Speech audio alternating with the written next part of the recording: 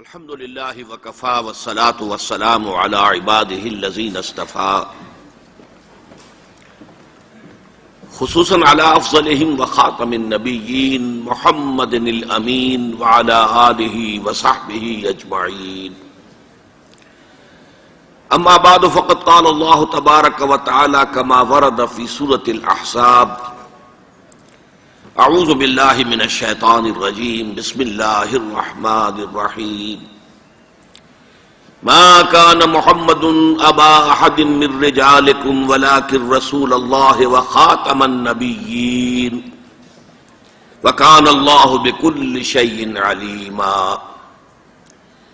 وقال تبارک وتعالی كما ورد فی سورة التوبہ وسورة الفتح وسورة الصف هو الذي ارسل رسوله بالهدى ودين الحق ليظهره على الدين كله وقال جل وعلا كما ورد في سورة سبع وما ارسلناك الا كافة للناس بشيرا ونذيرا وقال جل وعلا كما ورد في سورة الانبياء وما ارسلناك الا رحمة للعالمين وقال عز وجل كما ورد في سورة الأعراف قل يا أيها الناس إني رسول الله إليكم جميعا صدق الله العظيم رب اشرح لي صدري ويسر لي أمري واحلل عقدة من لساني يفقهوا قولي اللهم ربنا ألهمنا رشدنا وأعذنا من شرور أنفسنا اللهم ارنا الحق حقا وارزقنا اتباعه وارنا الباطل باطلا وارزقنا اجتنابه آمین یا رب العالمین۔ معزز حاضرین اور محترم خواتین، آپ کے علم میں ہے کہ آج ہماری گفتگو کا عنوان اور موضوع نہایت اہم بھی ہے اور کسی قدر طوالت طلب بھی ہے۔ میں نے اس مرتبہ جو ہینڈ بل شائع ہوا ہے آج کی اس نشست کے لیے، اس میں ذیلی عنوانات جو ہیں وہ معین کر دیے تاکہ آپ کے سامنے بھی یہ رہے کہ آج کن کن موضوعات پر کن کن عنوانات کے تحت گفتگو ہونی ہے۔ میں وہ پڑھ کر آپ کو سنا رہا ہوں۔ ختم نبوت کے دو مفہوم۔ نمبر 2، ختم نبوت کے قانونی تقاضے۔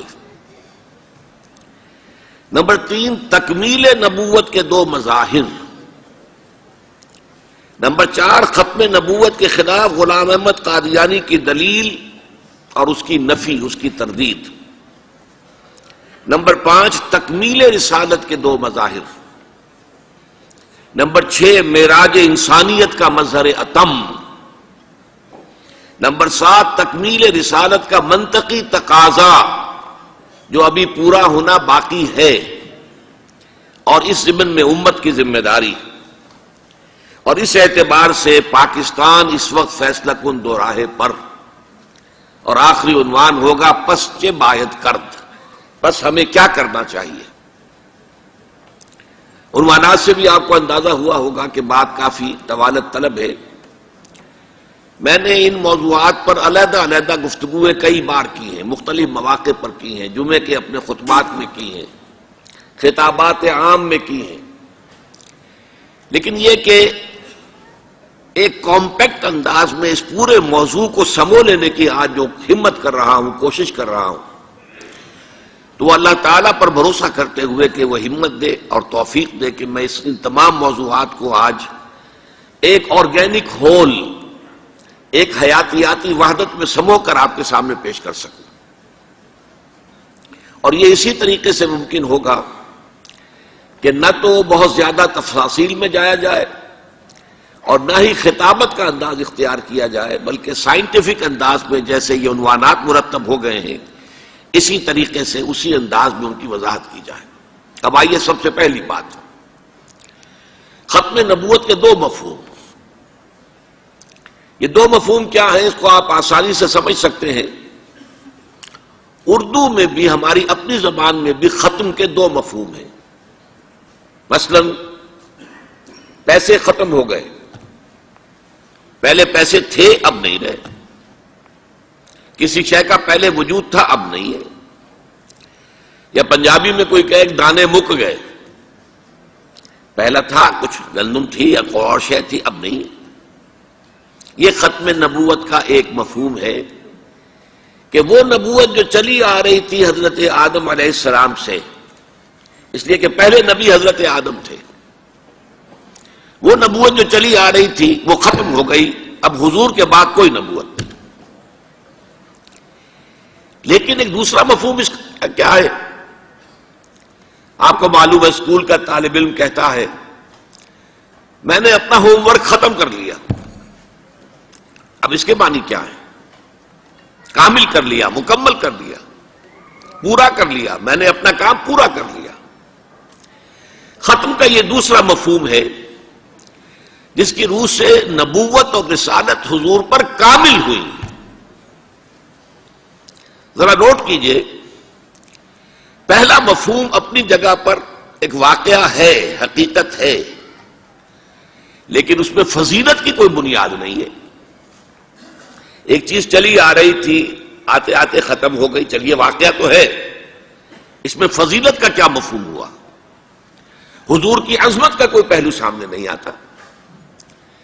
بلکہ اگر آپ اس کو ٹھنڈے دل سے غور کریں، نبوت رحمت ہے، نبوت تو نوع انسانی کی ہدایت کا ایک سلسلہ تھا، تو جہاں سے وہ شروع ہوئی ہے اس کی فضیلت زیادہ ہوگی بنسبت اس کے کہ جہاں آ کر وہ ختم ہو گئی۔ تو نوٹ کیجئے میری بات کو دوبارہ، یہ واقعہ ہے اپنی جگہ پر، لیکن اس کے اندر فضیلت کا پہلو نہیں ہے، اس میں حضور کی عظمت کا کوئی انکشاف نہیں ہوتا۔ حضور کی فضیلت کا پہلو ہے تو اس میں ہے کہ نبوت آپ پر کامل ہو گئی، رسالت کی آپ پر تکمیل ہو گئی۔ یہی وجہ ہے کہ ہم دیکھتے ہیں قرآن مجید میں اور حدیث میں حضور کے ضمن میں خاص طور پر تکمیل، اکمال، اتمام، تتمیم یہ الفاظ بکثرت استعمال ہوئے۔ الیوم اکملت لکم دینکم، یہ اکمال کا لفظ ہے، کامل کر دینا۔ آج کے دن ہم نے تمہارے لیے تمہارے دین کو کامل کر دیا۔ واتممت علیکم نعمتی، تم پر اپنی نعمت کو کامل کر دیا، مکمل کر دیا، اس کا اتمام فرما دیا۔ ورضیت لکم الاسلام دینا، اور اب ہمیشہ کے لیے قیامت تک کے لیے تمہارے لیے اسلام کو پسند کر لیا دین کے اعتبار سے۔ اسی طرح آپ کو معلوم ہے 2 مرتبہ آیا واللہ متم نورہ ولو کرہ الکافرون، اتمام، اللہ اپنے نور کا اتمام فرما کر رہے گا چاہے یہ کافروں کو کتنا ہی ناگوار ہو۔ وَيَأْبَى اللَّهُ إِلَّا أَن يُتِمَّ نُورَهُ، اللہ کو ہرگز منظور نہیں مگر یہ کہ وہ اپنے نور کا اتمام فرما کر رہے گا، وَلَوْ كَرِهَ الْكَافِرُونَ، چاہے یہ کافروں کو کتنا ہی ناگوار ہو۔ پہلی آیت سورہ صف کی تھی، دوسری آیت سورہ توبہ کی ہے۔ اسی طرح حدیث میں آتا ہے انما بعثت لأتمم مکارم الاخلاق، مجھے اس لیے بھیجا گیا کہ میں اخلاق کے جو بلند مقامات ہیں ان کی تکمیل کر دوں، اتمام کر دوں۔ تو آپ دیکھ رہے ہیں اکمال اور تکمیل، اتمام اور تتمیم، یہ الفاظ کثرت کے ساتھ محمد الرسول اللہ صلی اللہ علیہ وسلم کی نبوت و رسالت اور آپ کی بعثت کے ضمن میں آ رہے ہیں۔ اس میں ہے اصل فضیلت، اس میں ہے آپ کی عظمت کا انکشاف۔ یوں سمجھیے کہ ایسا نہیں ہے کہ ایک فصیل تھی جس کی اونچائی برابر تھی اور چلی آ رہی تھی، ایک جگہ آ کے ختم ہو گئی۔ یہ ختم نبوت کا پہلا مفہوم ہے۔ دوسرا معاملہ کیا کہ ایک چیز تدریجاً ترقی کرتے کرتے کرتے کرتے کرتے کرتے اپنے نقطۂ عروج کو پہنچی اور ختم ہو گئی۔ ان دونوں میں زمین آسمان کا فرق ہے۔ جو پہلا مفہوم ہے اس کی قانونی اہمیت بہت زیادہ ہے، اس لیے کہ اس کا نتیجہ کیا نکلتا ہے؟ حضور کے بعد اگر کسی نے دعویٰ کیا نبوت کا تو وہ کذاب، دجال، جھوٹا، کافر، اور جس کسی نے بھی اس کی تصدیق کی، اس کو باندھ لیا، وہ بھی دائرہ اسلام سے خارج، مرتد۔ یہ قانونی اہمیت ہے، قانونی اہمیت ہے۔ کوئی شخص مسلمان رہا یا نہیں رہا، یہ تو بڑا اہم مسئلہ ہے، قانونی مسئلہ ہے۔ اس کی بیوی کا اس سے نکاح جو ہے وہ ختم ہو گیا اگر اس نے کسی حضور کے بعد کسی نبی کی نبوت کا اقرار کر لیا یا خود اپنے نبی ہونے کا دعویٰ کیا، وہ پھر مرتد ہے، واجب القتل ہے۔ یہی وجہ ہے کہ ختم نبوت کے اس مفہوم پر علماء کرام نے بڑی تفصیل سے گفتگویں کی، تقاریر کی، خطبات دیے اور تصانیف کی۔ مولانا سید انور شاہ کاشمیری رحمۃ اللہ علیہ کی ایک کتاب جو ہے اس موضوع پر میرے نزدیک حرف آخر ہے، جس میں کوئی اضافہ نہیں ہو سکتا۔ دوسرا مفہوم چونکہ اس کی کوئی اہمیت قانونی نہیں تھی کہ حضور پر نبوت کی تکمیل ہوئی ہے، حضور پر رسالت کی تکمیل ہوئی ہے، قانونی اہمیت کوئی نہیں اس کی، لہذا اس پر کما حق توجہ نہیں ہوئی۔ اس پہلو کو در حقیقت نمایاں کرنا میری آج کی گفتگو کا اصل جو ہے وہ موضوع ہے، عنوان ہے۔ یہی وجہ ہے کہ آپ دیکھتے ہیں کہ علماء کرام کی تقاریر میں ختم نبوت پر جب بھی گفتگو ہوگی صرف ایک آیت قرآن مجید کی ہے جو پیش کی جاتی ہے، سورہ احزاب کی آیت ما کان محمد ابا احد من رجالکم ولکن رسول اللہ وخاتم النبیین۔ محمد صلی اللہ علیہ وسلم اے مسلمانوں تم میں سے کسی مرد کے باپ نہیں ہے۔ زید ابن حارثہ کو اگر حضور نے منہ بولا بیٹا بنا لیا تھا تو منہ بولا بیٹا کوئی حقیقت نہیں رکھتا، ورنہ آپ کسی مرد کے والد نہیں ہیں۔ آپ کو اللہ نے بیٹے دیے بھی ابتدا میں، وہ فوراً فوت ہو گئے۔ آپ کے عمر کے آخری دور میں بھی حضرت ابراہیم کی ولادت ہوئی، حضرت ماریہ قبطیہ کے بطن سے، وہ بھی فوت ہو گئے بچپن میں۔ تو ما کان محمد ابا احد من رجالکم ولکن رسول اللہ وخاتم النبیین، وہ تو اللہ کے رسول ہیں اور نبیوں کی مہر ہیں، مہر لگ گئی، اب یہاں سے کوئی اور شے نہیں نکل سکتی، یہ بند ہو گیا راستہ، یہاں سے اب کسی اور نبوت کے اجرا کا سوال پیدا نہیں ہوتا۔ اور یہ آج کس کانٹیکسٹ میں آئی ہے؟ عرب میں ہمیشہ سے ایک رواج چلا آ رہا تھا، اور یہ ان کے یوں سمجھیے تہذیب اور ثقافت کا ایک جزو لازم تھا۔ کسی کا اگر منہ بولا بیٹا ہے اور اس کا انتقال ہو گیا یا اس نے اپنی بیوی کو طلاق دے دی، تو منہ بولے بیٹے کی مطلقہ بیوی یا بیوہ، اس سے وہ شخص جو ہے باپ، وہ کبھی نکاح نہیں کر سکتا، وہ حرام مطلق۔ شریعت میں یہ نہیں ہے، شریعت میں سلمی بیٹے کی بیوی جو ہے وہ حرام مطلق ہے، وہ بیوہ ہو جائے، وہ مطلقہ ہو جائے، باپ شادی نہیں کر سکتا، ناممکن، محرمات ابدیہ میں سے ہے۔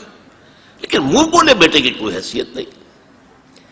اس رسم کو توڑنے کے لیے اگر خود حضور صلی اللہ علیہ وسلم اس پر عمل نہ کرتے تو کسی طرح بھی یہ صورت ختم نہیں ہو سکتی تھی۔ یہی وجہ ہے کہ حضرت زینب سے جبکہ انہیں طلاق دے دی تھی، حضرت زید ابن حارثہ نے، اللہ تعالیٰ نے نکاح کر دیا حضرت زینب کا حضور کے ساتھ آسمان پر، زمین پر نکاح بعد میں ہوا ہے۔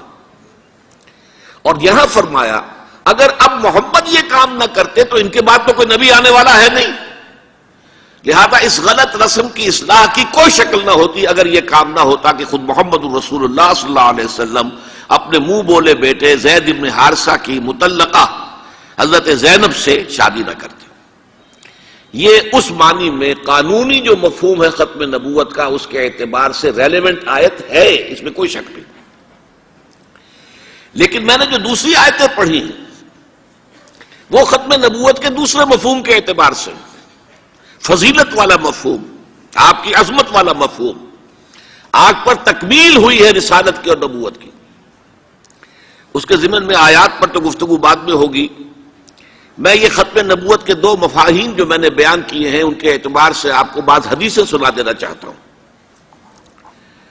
دیکھیے، ایک جامع ترمذی میں روایت ہے حضرت ثوبان سے رضی اللہ تعالی عنہ، حضور نے فرمایا انہ سیکون فی امتی ثلاثون کذابون کلہم یزعم انہ نبی وانا خاتم النبیین لا نبی بعدی۔ آپ نے فرمایا میری امت میں 30 افراد ایسے اٹھیں گے جو دجال ہوں گے، کذاب ہوں گے، جھوٹے ہوں گے، ان میں سے ہر شخص جو ہے یہ گمان کرتا ہوگا اپنے بارے میں کہ وہ نبی ہے، حالانکہ میں خاتم النبیین ہوں، اور خاتم النبیین کے معنی کیا؟ لا نبی بعدی، اب میرے بعد کوئی نبی نہیں ہوگا۔ اس قانونی مفہوم کو بہت ہی عمدگی کے ساتھ یہاں واضح کر دیا گیا کہ اب چاہے دجال اٹھیں گے، حضور کے اپنے زمانے میں اٹھ گئے تھے، پھر اس دور میں تو بڑی تیزی کے ساتھ، بڑی رفتار جو ہے تیز ہو گئی ہے، زمانہ آخری آ رہا ہے، وہ 30 کی تعداد اب جو ہے پوری ہونی ہے۔ بہاءاللہ ایران میں اٹھا، غلام احمد قادیانی ہندوستان میں اٹھا، ابھی آپ کے ہاں ایک یوسف صاحب تھے، ان کو ویسے ہی ایک شخص نے گولی مار دی ہے سائی وال جیل میں، ورنہ وہ بھی کہتے تھے میں محمد ہوں صلی اللہ علیہ وسلم، معاذ اللہ ثم معاذ اللہ ثم معاذ اللہ۔ پچھلے دنوں خبر آئی تھی کہ ملتان میں کسی نے نبوت کا دعویٰ کر دیا ہے، وہ گرفتار کیا گیا، اس پر مقدمہ چل رہا ہے۔ تو یہاں حضور نے فرما دیا کہ 30 ہوں گے ایسے افراد میری امت میں سے کہ جو دعویٰ کریں گے وہ جھوٹے ہوں گے، کذابون، اور جو دعویٰ کریں گے نبوت کا، حالانکہ میں خاتم النبیین ہوں اور میرے بعد کوئی نبی نہیں۔ دوسری حدیث ہے، یہ حضرت ابو ہریرہ سے ہے رضی اللہ تعالیٰ عنہ، اور یہ سنن ابی داؤد میں ہے۔ لا تقوم الساعۃ، حضور نے فرمایا قیامت قائم نہیں ہوگی حتی یخرج 30 دجالون، جب تک کہ 30 دجال ظاہر نہ ہو جائیں، کلہم یزعم انہ رسول اللہ، جن میں سے ہر شخص یہ کہے گا اور سمجھے گا کہ میں اللہ کا رسول ہوں۔ یہ 2 حدیثیں ہیں لا نبی بعدی کے مفہوم کے اندر، قانونی مفہوم جو ختم نبوت کا یہ مفہوم ہے کہ آپ کے بعد کوئی نبی نہیں۔ دوسری حدیث سنیے، اس میں تکمیل نبوت کا تصور آ رہا ہے، بڑی پیاری حدیث ہے، حضرت ابو ہریرہ رضی اللہ تعالیٰ عنہ سے مروی ہے، اور اس حدیث کی سند بہت قوی ہے، متفقون علیہ، بخاری اور مسلم دونوں میں۔ حضور فرماتے مثلی و مثل الانبیاء، میری اور سابقہ انبیاء کی مثال ایسے ہے کہ مثل قصر، ایک ایسا محل کسی ہے، احسن بنیانہ، جس کی تعمیر بہت عمدہ کی گئی، بہت شاندار قصر تعمیر کیا گیا، وَتَرَكَ مِنْهُ مَوْضِعَ لَبْنَةٍ، لیکن ایک اینٹ کی جگہ چھوڑ دی گئی، ایک جگہ پر رکھنا چھوڑ دیا گیا، وہ کمی ایک تھی کہ جو اس کے اندر باقی تھی۔ فطاف بہ النظار یتعجبون من حسن بنیانہ، تو اس محل اور قصر کا طواف کرتے تھے لوگ، ارد گرد گھومتے تھے اور بہت تعجب کرتے تھے، کتنی شاندار عمارت ہے، کتنی عظیم عمارت ہے، کیسا عالیشان محل تعمیر کیا گیا ہے۔ الا موضع تلک اللبنہ، سوائے اس ایک اینٹ کی کمی کے جو انہیں عجیب محسوس ہوتی تھی کہ یہ ایک اینٹ کی کمی کیوں رکھ دی گئی۔ اب حضور فرماتے فَكُنْتُ أَنَا، وہ اینٹ میں ہوں، سَدَدْتُ مَوْضِعَ اللَّبْنَةِ، میں نے اس اینٹ کے رکھنے کو پورا کر دیا ہے۔ ختم بی البنیان، میرے ذریعے سے قصر رسالت کی تکمیل ہو گئی ہے، وختم بی الرسل، اور میرے ذریعے سے مجھ پر رسالت کا اختتام ہو گیا۔ اب یہاں محل اور محل میں ایک کمی اور اس کمی کا آپ کے ذریعے سے پورا ہو جانا، یہ ہے تکمیل نبوت و رسالت کا معاملہ۔ تو میں نے اپنا پہلا مضمون پورا کیا، ختم نبوت کے 2 مفہوم۔ اب آئیے ختم نبوت کے قانونی تقاضے۔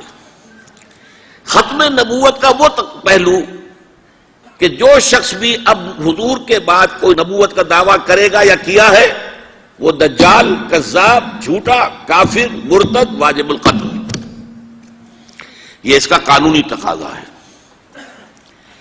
بدقسمتی سے صورت کیا ہوئی، عالم اسلام میں اس سے پہلے جب بھی کسی نے یہ کام کیا، جب تک مسلمانوں کی حکومتیں تھیں، انہیں قتل کر دیا گیا۔ آپ کو معلوم ہے کہ حضور کے فوراً بعد جو کھڑے ہو گئے تھے مسیلمہ کذاب اور بڑے بڑے مدعیان نبوت، ان کے خلاف جہاد کیا گیا، ان کو قتل کیا گیا، تہہ تیغ کیا گیا۔ بہاءاللہ ایران میں اٹھا تو وہاں چونکہ بہرحال مسلمانوں کی حکومت تھی، قتل کر دیا گیا۔ اب بھی کوئی بہائی ایران میں نہیں رہ سکتا، سب وہاں سے بھاگ چکے ہیں، کوئی نہیں رہ سکتا، کوئی وہاں آئے گا تو قتل کر دیا جائے گا۔ لیکن یہاں معاملہ یہ تھا کہ انگریز کی حکومت تھی، انگریز کی حکومت میں ہر شخص کو کھلی چھوٹ تھی۔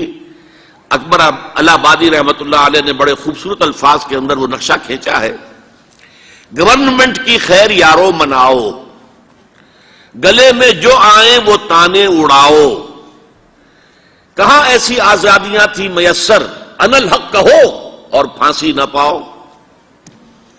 اگر اسلامی حکومت ہوتی، مسلمان حکومت ہوتی، چاہے اعلی معیاری اسلامی حکومت نہ بھی ہوتی، مسلمانوں کی حکومت ہوتی، تو جس نے ان الحق کہا منصور، وہ سولی چڑھا دیا گیا یا نہیں؟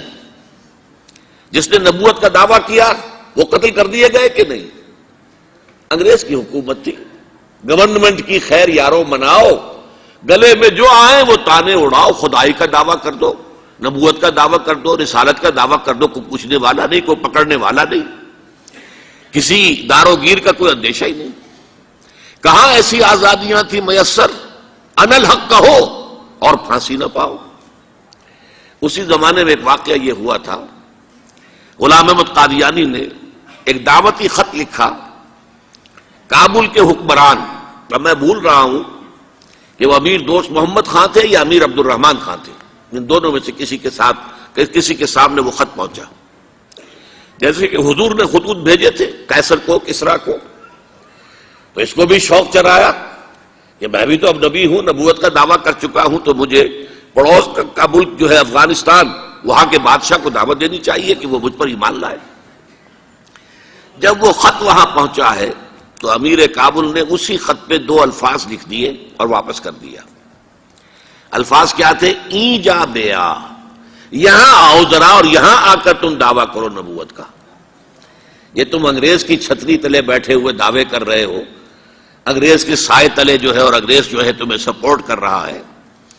تم نے جہاد کو جو ہے ختم کر دیا، دین کے لیے حرام ہے اب دوستو قتال، حرمت قتال. انگریز کو اور کیا چاہیے تھا؟ گلیڈسٹن نے، جبکہ وہ وزیر اعظم تھا برطانیہ کا، اس نے کہا تھا اپنی پارلیمنٹ میں قرآن کو لہرا کر، جب تک یہ کتاب دنیا میں موجود ہے امن قائم نہیں ہو سکتا. یہ تو جہاد اور قتال کی بات کرتی ہے. تو ان کو اور کیا چاہیے تھا کہ اگر کوئی اس قتال کو ختم کر دے، منسوخ کر دے، اور مسلمانوں میں سے جذبہ جہاد اور قتال فی سبیل اللہ کو نکال دے، تو اس سے بڑی اور کیا خدمت ہوگی. لیکن یہ کہ اگر تمہیں یہ دعوت دینی ہے تو ذرا یہاں آؤ، ای جا بے آ، یہاں آ کے یہ دعوت دو مجھے، تاکہ تمہارے 14 طبق روشن ہو، تمہیں معلوم ہو کہ اس دعویٰ کرنے کا مطلب کیا ہے.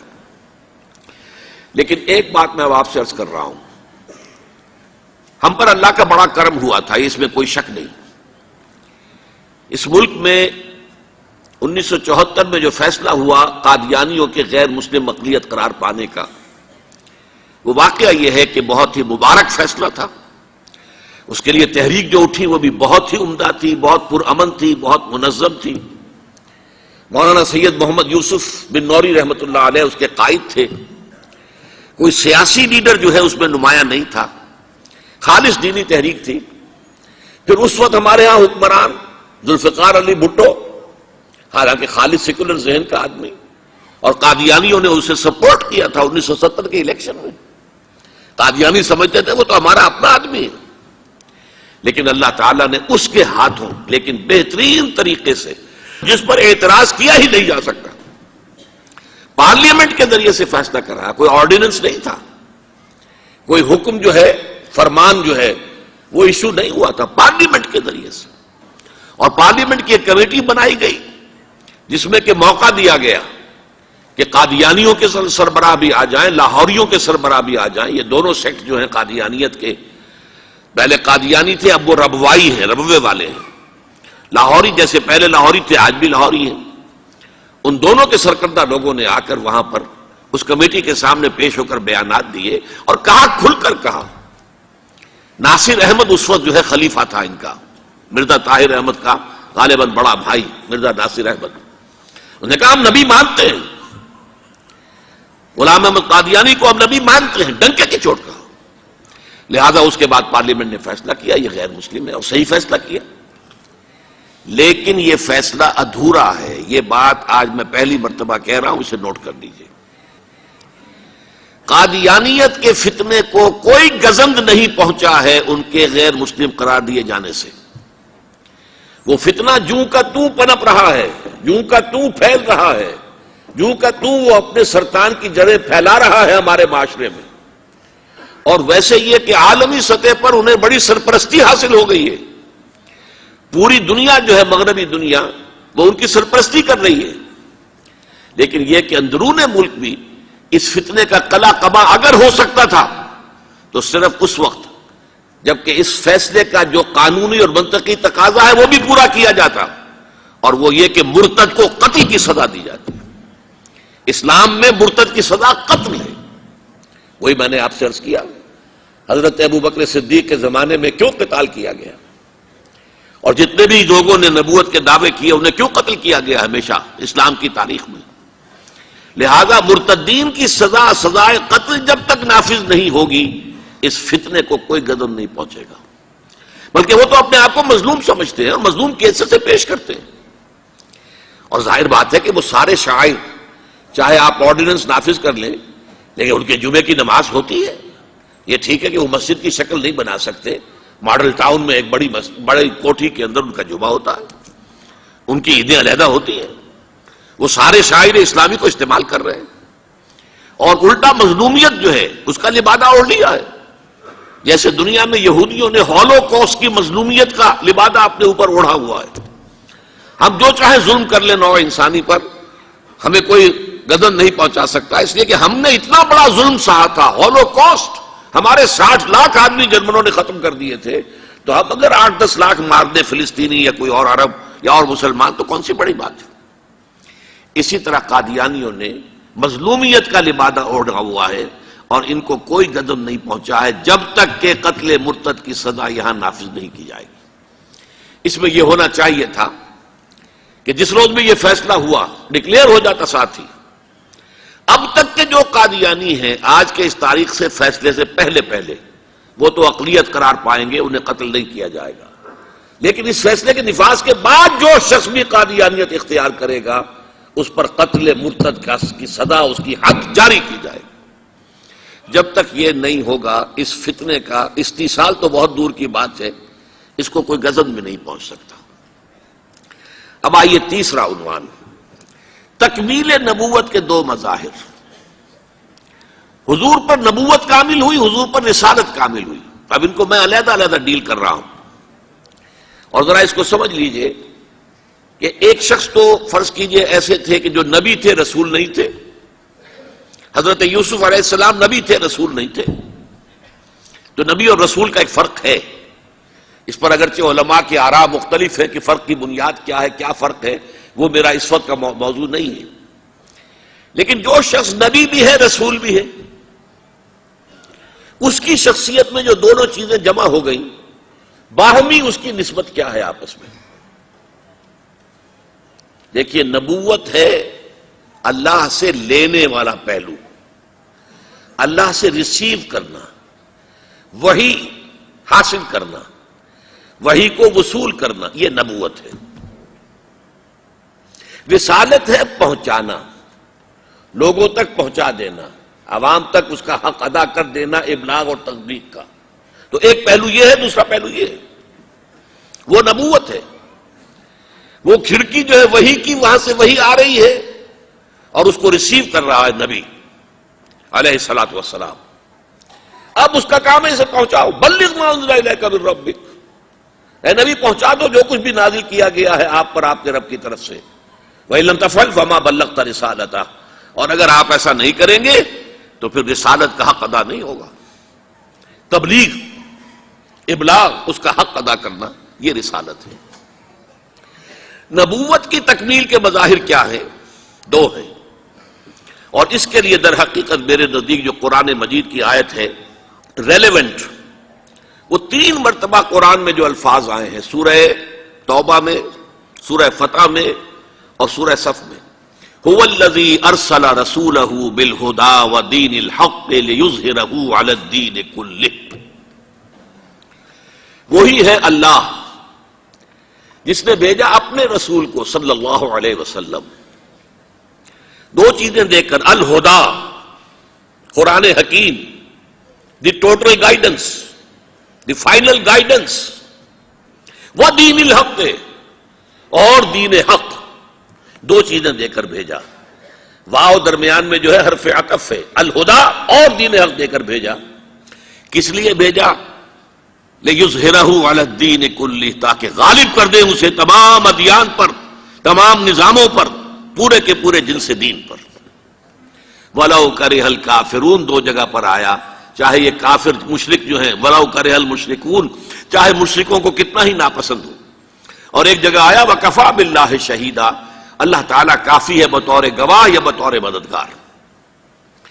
حضور کو دو چیزیں دی گئیں، الہدا قرآن حکیم اور دین حق۔ اب نوٹ کیجئے، یہ دونوں چیزیں ابتدا سے چلی آ رہی ہیں۔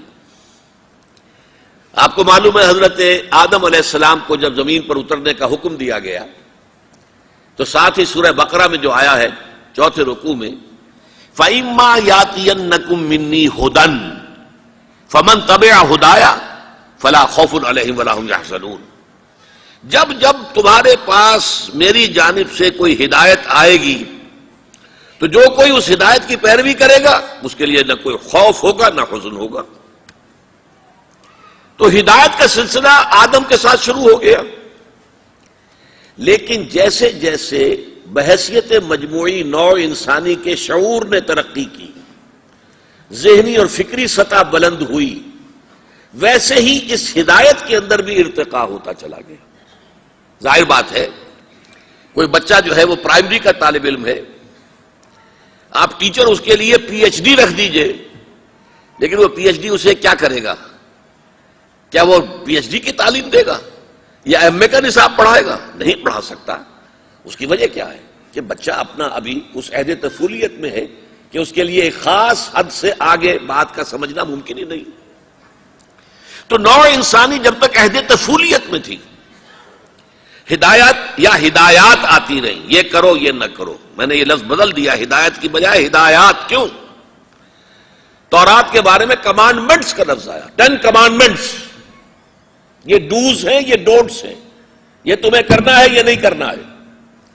یہ انٹرم پیریڈ کے لیے جب تک نوع انسانی شعور کے اعتبار سے، اپنے فلسفیانہ فکر کے اعتبار سے، اپنے ذہن اور شعور کی ارتقائی جو ہے منزل، وہ جب تک میچورٹی کو نہیں پہنچ جاتی، تو اس انٹرم عرصے کے لیے ہدایات آ رہی ہیں، یہ کرو یہ کرو یہ کرو، یہ نہ کرو یہ نہ کرو یہ نہ کرو۔ لیکن جب نوع انسانی شعور کے اعتبار سے بلوغ کو پہنچ گئی، اب یہ مسئلہ ایسا ہے کہ جو ہسٹری اور فلسفی کے جو ماہرین ہیں وہ خوب اچھی طرح جانتے ہیں، انسان کا، نوع انسانی کا فلسافیکل جو کانشسنس ہے، فلسفیانہ شعور، وہ 1200 سال میں اپنی ترقی کی منزلیں طے کرتا ہوا اپنے بلوغ کی منزل کو پہنچا ہے۔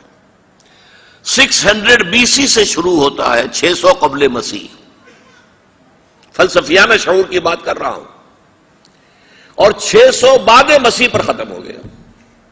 600 BC to 600 AD، یہ 1200 برس۔ سارے فلسفے انہی 1200 سالوں میں پیدا ہوئے۔ سقراط بھی انہی میں تھا، افلاطون بھی اسی میں تھا، اور ارسطوٹل جو ہے ارسطو بھی اسی دور میں پیدا ہوا، گوتم بدھ بھی اسی دور میں پیدا ہوا، مہاویر بھی پیدا ہوا، کنفیوشس بھی پیدا ہوا، تاؤ بھی پیدا ہوا۔ یہ سب کے سب کون ہیں؟ یہ اس 1200 سال کے۔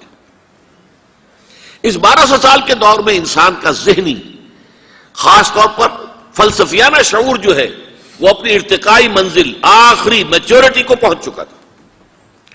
اور یہ وجہ ہے، ایک مرتبہ یادش بخیر پروفیسر یوسف سلیم چشتی رحمہ اللہ، ان کا ذکر کر رہا ہوں، اب وہ فوت ہو گئے، اللہ تعالیٰ ان کی مغفرت فرمائے، درجات بلند کرے۔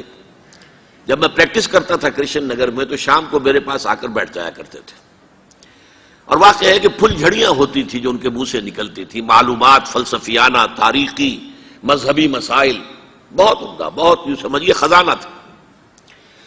انہوں نے یہ کہا کہ عجیب بات ہے کہ 600 قبل مسیح سے 600 بعد مسیح تک جتنے مذہب پیدا ہونے تھے ہو چکے، جتنے فلسفے پیدا ہونے تھے ہو چکے، اس کے بعد کوئی نیا فلسفہ دنیا میں نہیں آیا۔ پرانی شراب ہے جو نئے لیبلز کے ساتھ بوتلوں میں پیش کی جا رہی ہے۔ ان کا ذہن ادھر نہیں گیا تھا، میرا ذہن فوراً منتقل ہوا کہ چشتی صاحب اس کا تو پھر براہ راست تعلق ختم نبوت کے ساتھ ہے۔ کہنے لگی کیوں؟ جب انسان جو کچھ سوچ سکتا تھا از خود سوچ چکا. 600 اگر عیسوی تک آپ سمجھتے ہیں کہ انسان کا فلسفیانہ شعور جو ہے وہ اپنی پختگی کو اور بلوغت کو پہنچ گیا تھا، تو 610 میں محمد الرسول اللہ پر وحی کا آغاز ہوا. اقرا بسم ربک الذی خلق خلق الانسان من علق اقرا وربک الاکرم الذی علم بالقلم علم الانسان ما لم یعلم. اور شاید سیرت النبی کا یہ پہلو بہت کم لوگوں کی نگاہوں کے سامنے ہے. اس اقرا کی وحی کے آنے سے متصلاً قبل مدت کا ہمارے پاس تعین نہیں ہے، کئی مہینے یا کتنا لمبا عرصہ لگا ہے. حضور جو مراقبہ کرتے تھے غار حرا میں کیا کرتے تھے؟ کئی دن مقیم ہیں، دن رات وہیں ہیں. حضرت خدیجہ الکبریٰ رضی اللہ تعالی عنہا نے کچھ کھانے پینے کا سامان کر دیا ہے، بس وہاں چلے گئے ہیں، اور وہاں جو ہے قیام ہے دن اور رات، کئی دن. کیا کرتے تھے؟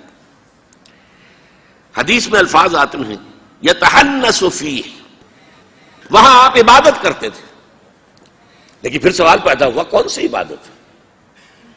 وہ یہودوں کے ہاں پیدا ہوتے تو یہودیوں والی عبادت کرتے، عیسائیوں کے ہاں پیدا ہوتے تو عیسائیوں والی عبادت کرتے. پیدا تو ہوئے مشرکین کے ہاں عرب کے اندر مکے میں، ظاہر بات ہے وہ عبادت کرنے کا سوال ہی نہیں. سلیم الفطرت انسان، آپ نے کبھی کسی بت کو سجدہ نہیں کیا، تو کون سی عبادت کرتے تھے؟ تو شارحین حدیث نے اس کا حل نکالا ہے.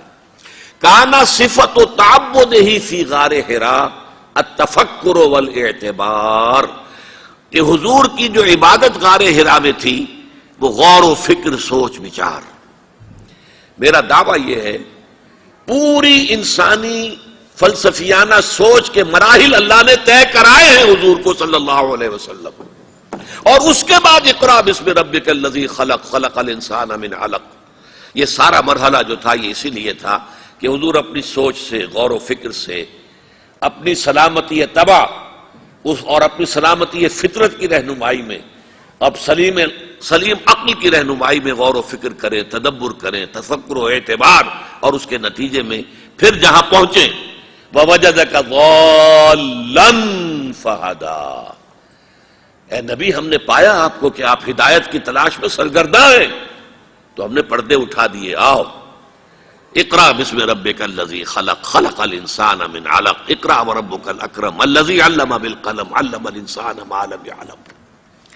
اب یہاں نوٹ کیجئے جو نکتے کی بات ہے. دیکھیے ایک بہت اہم حقیقت جو نگاہوں کے سامنے نہ ہو تو اس کی کوئی حیثیت نہیں، اور نگاہوں کے سامنے آ جائے تو بڑی اہمیت کی حامل ہے. کیا تورات اللہ کی کتاب نہیں تھی؟ اس میں تحریف ہو گئی. کیوں ہو گئی؟ اگر اللہ نے ضمانت لی ہوتی کہ اس میں تحریف نہیں ہو سکتی تو کیا تحریف ہو سکتی تھی؟ کیا انجیل اللہ کی کتاب نہیں تھی؟ یقیناً تھی. تحریف ہو گئی. کیوں؟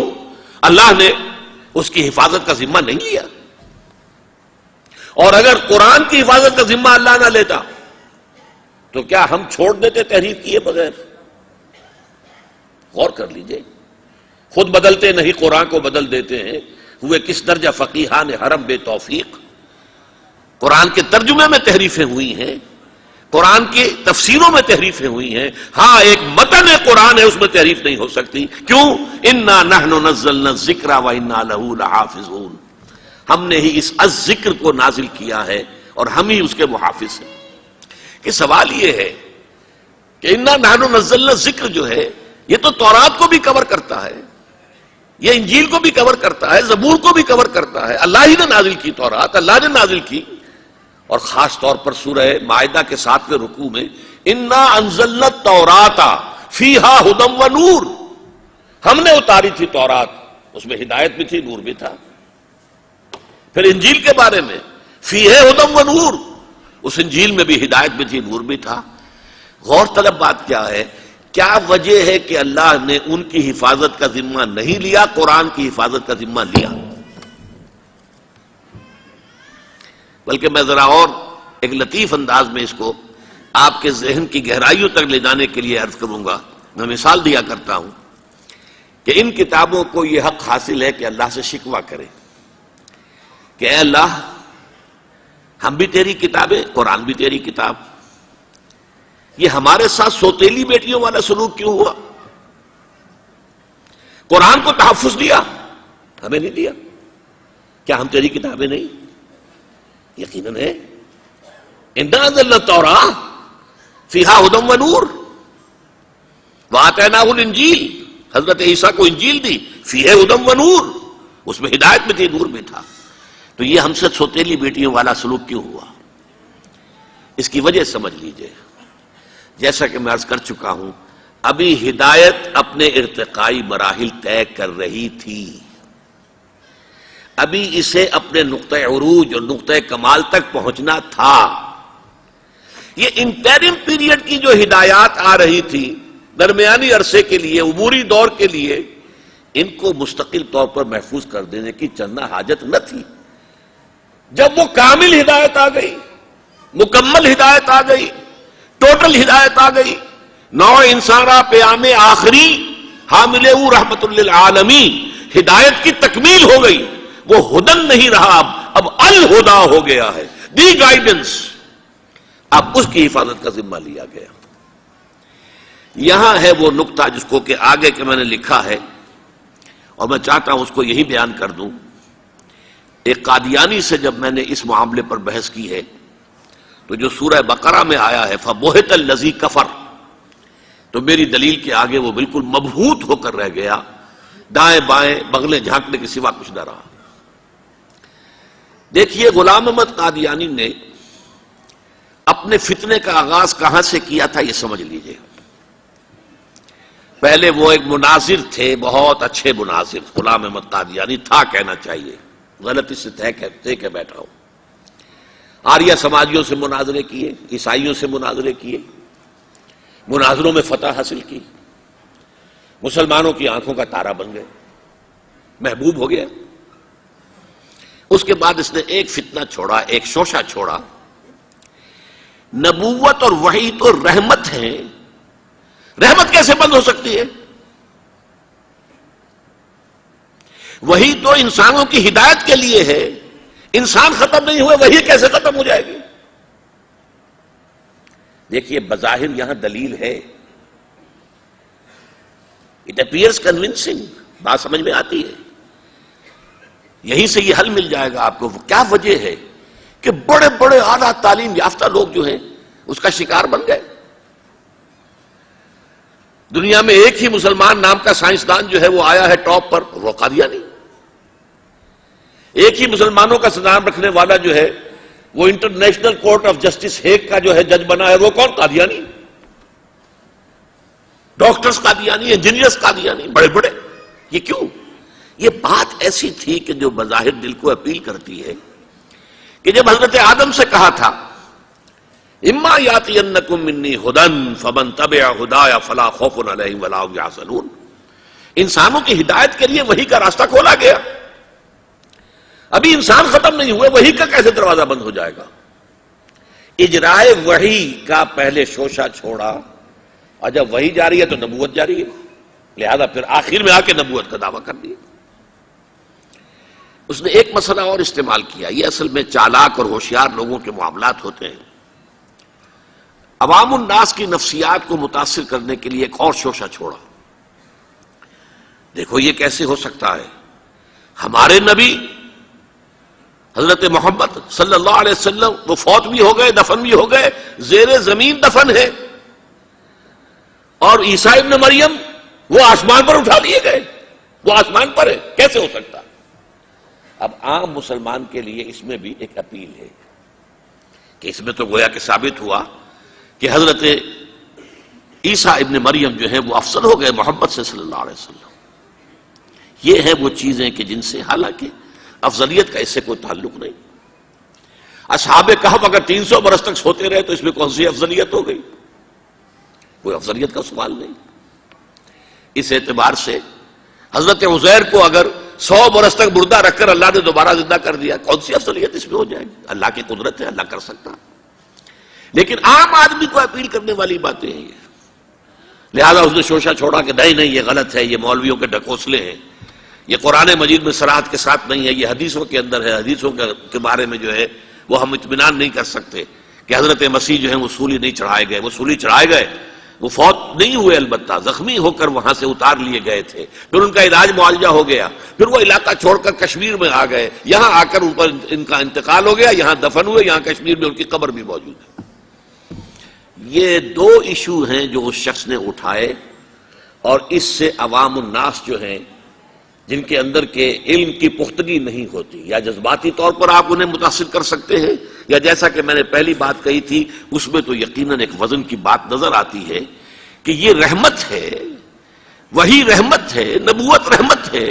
اللہ کی رحمت بند ہو جائے گی کیسے؟ اب اس کا جواب ہے یہاں. میں نے اس قادیانی سے کہا کہ مجھے یہ بتاؤ کہ کیا تم یہ مانتے ہو کہ اللہ کی ہدایت قرآن میں کامل ہو گئی؟ انہوں نے کہا ہاں ہم مانتے ہیں، ہدایت کامل ہو گئی. میں نے کہا کیا تم یہ مانتے ہو کہ قرآن محفوظ ہے، اس میں تحریف نہیں ہوئی؟ کہ ہاں مانتے ہیں قرآن محفوظ ہے، اس میں تحریف نہیں ہوئی. پھر میں نے کہا مجھے منطقی وجہ بتاؤ، پھر اس وحی کی کھڑکی کو کھلے رکھنے کا فائدہ کیا ہے؟ وہاں سے جو آنا تھا جو مکمل ہو گیا قرآن.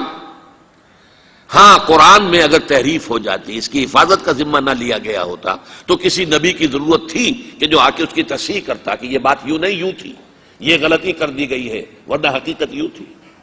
منطقی اعتبار سے ایک حاجت، ایک جواز پیدا ہوتا ہے اس وحی کے جاری رہنے کا اور نبوت کے جاری رہنے کا، بشرطے کہ ان دو باتوں میں سے کسی ایک کو مانو. یا تو یہ کہو کہ ہدایت قرآن میں مکمل نہیں ہوئی، اور یا کہو ہو تو گئی تھی لیکن قرآن جو ہے گم ہو گیا، قرآن کے اندر تحریف ہو گئی، وہ اصل قرآن نہیں ہے.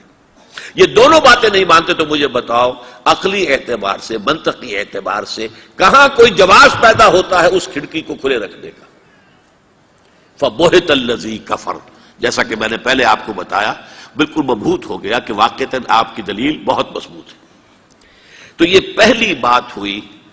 پہلا مظہر نبوت کی تکمیل کا کیا ہے کہ وہ ہدایت، فلسفیانہ ہدایت، ایمان کی ہدایت، فکری اور نظری ہدایت جو اللہ تعالیٰ نے انسانوں کو دینی تھی وہ قرآن میں مکمل ہو گئی. دوسرے دین حق دیا گیا، اور دین حق کی بھی تکمیل ہوئی ہے محمد الرسول اللہ پر صلی اللہ علیہ وسلم.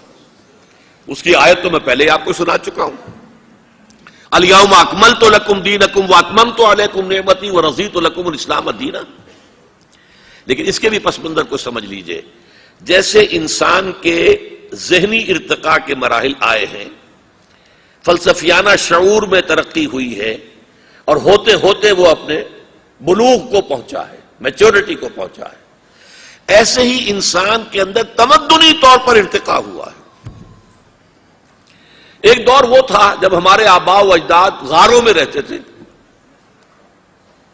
کہیں کوئی اسٹریٹ لائٹ کا سوال نہیں، کہیں کوئی سڑکوں کو صاف کرنے کا سوال نہیں، کہیں کسی کارپوریشن کا، میونسپلٹی کا سوال نہیں، کچھ بھی نہیں.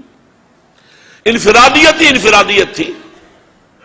عام جو منار کفور سروے، میں اپنی غار کا میں مالک ہوں، جو چاہوں کروں، میرے اوپر کوئی قانون نہیں، کوئی قدغن نہیں. یہ نظام تھا نا. اجتماعیت تھی ہی نہیں، انفرادیت ہی انفرادیت تھی. پھر کیا ہوا؟ قبائلی نظام قائم ہوا. بھائی ہمارا قبیلہ ہے، قبیلے کا ایک سردار ہے، سردار کا حکم ماننا ہوگا. تم فلاں قبیلے کے ہو، اس قبیلے کی روایات یہ ہیں، تمہیں اس پر عمل کرنا ہوگا.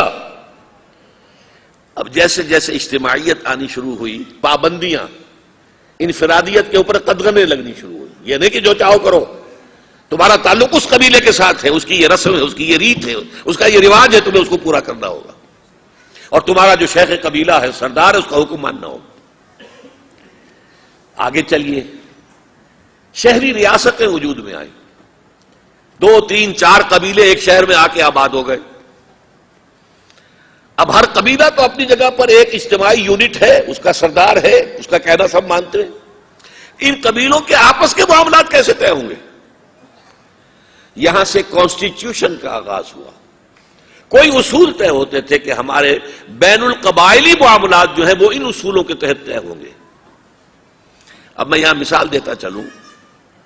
حضور کی بعثت کے وقت مکہ مکرمہ ایک قبیلے کا شہر تھا، صرف قریش وہاں رہتے تھے اور کوئی نہیں رہ سکتا تھا. یا قرشی رہے گا یا قرشی کا غلام رہے گا، وہ کوئی بھی ہو، یا قرشی کا حلیف رہے گا. باہر سے کوئی آئے گا تو کسی مکے والے کا حلیف بن کر ٹھہر سکتا ہے، ورنہ نہیں ٹھہر سکتا. تو ون ٹرائب سوسائٹی قریش.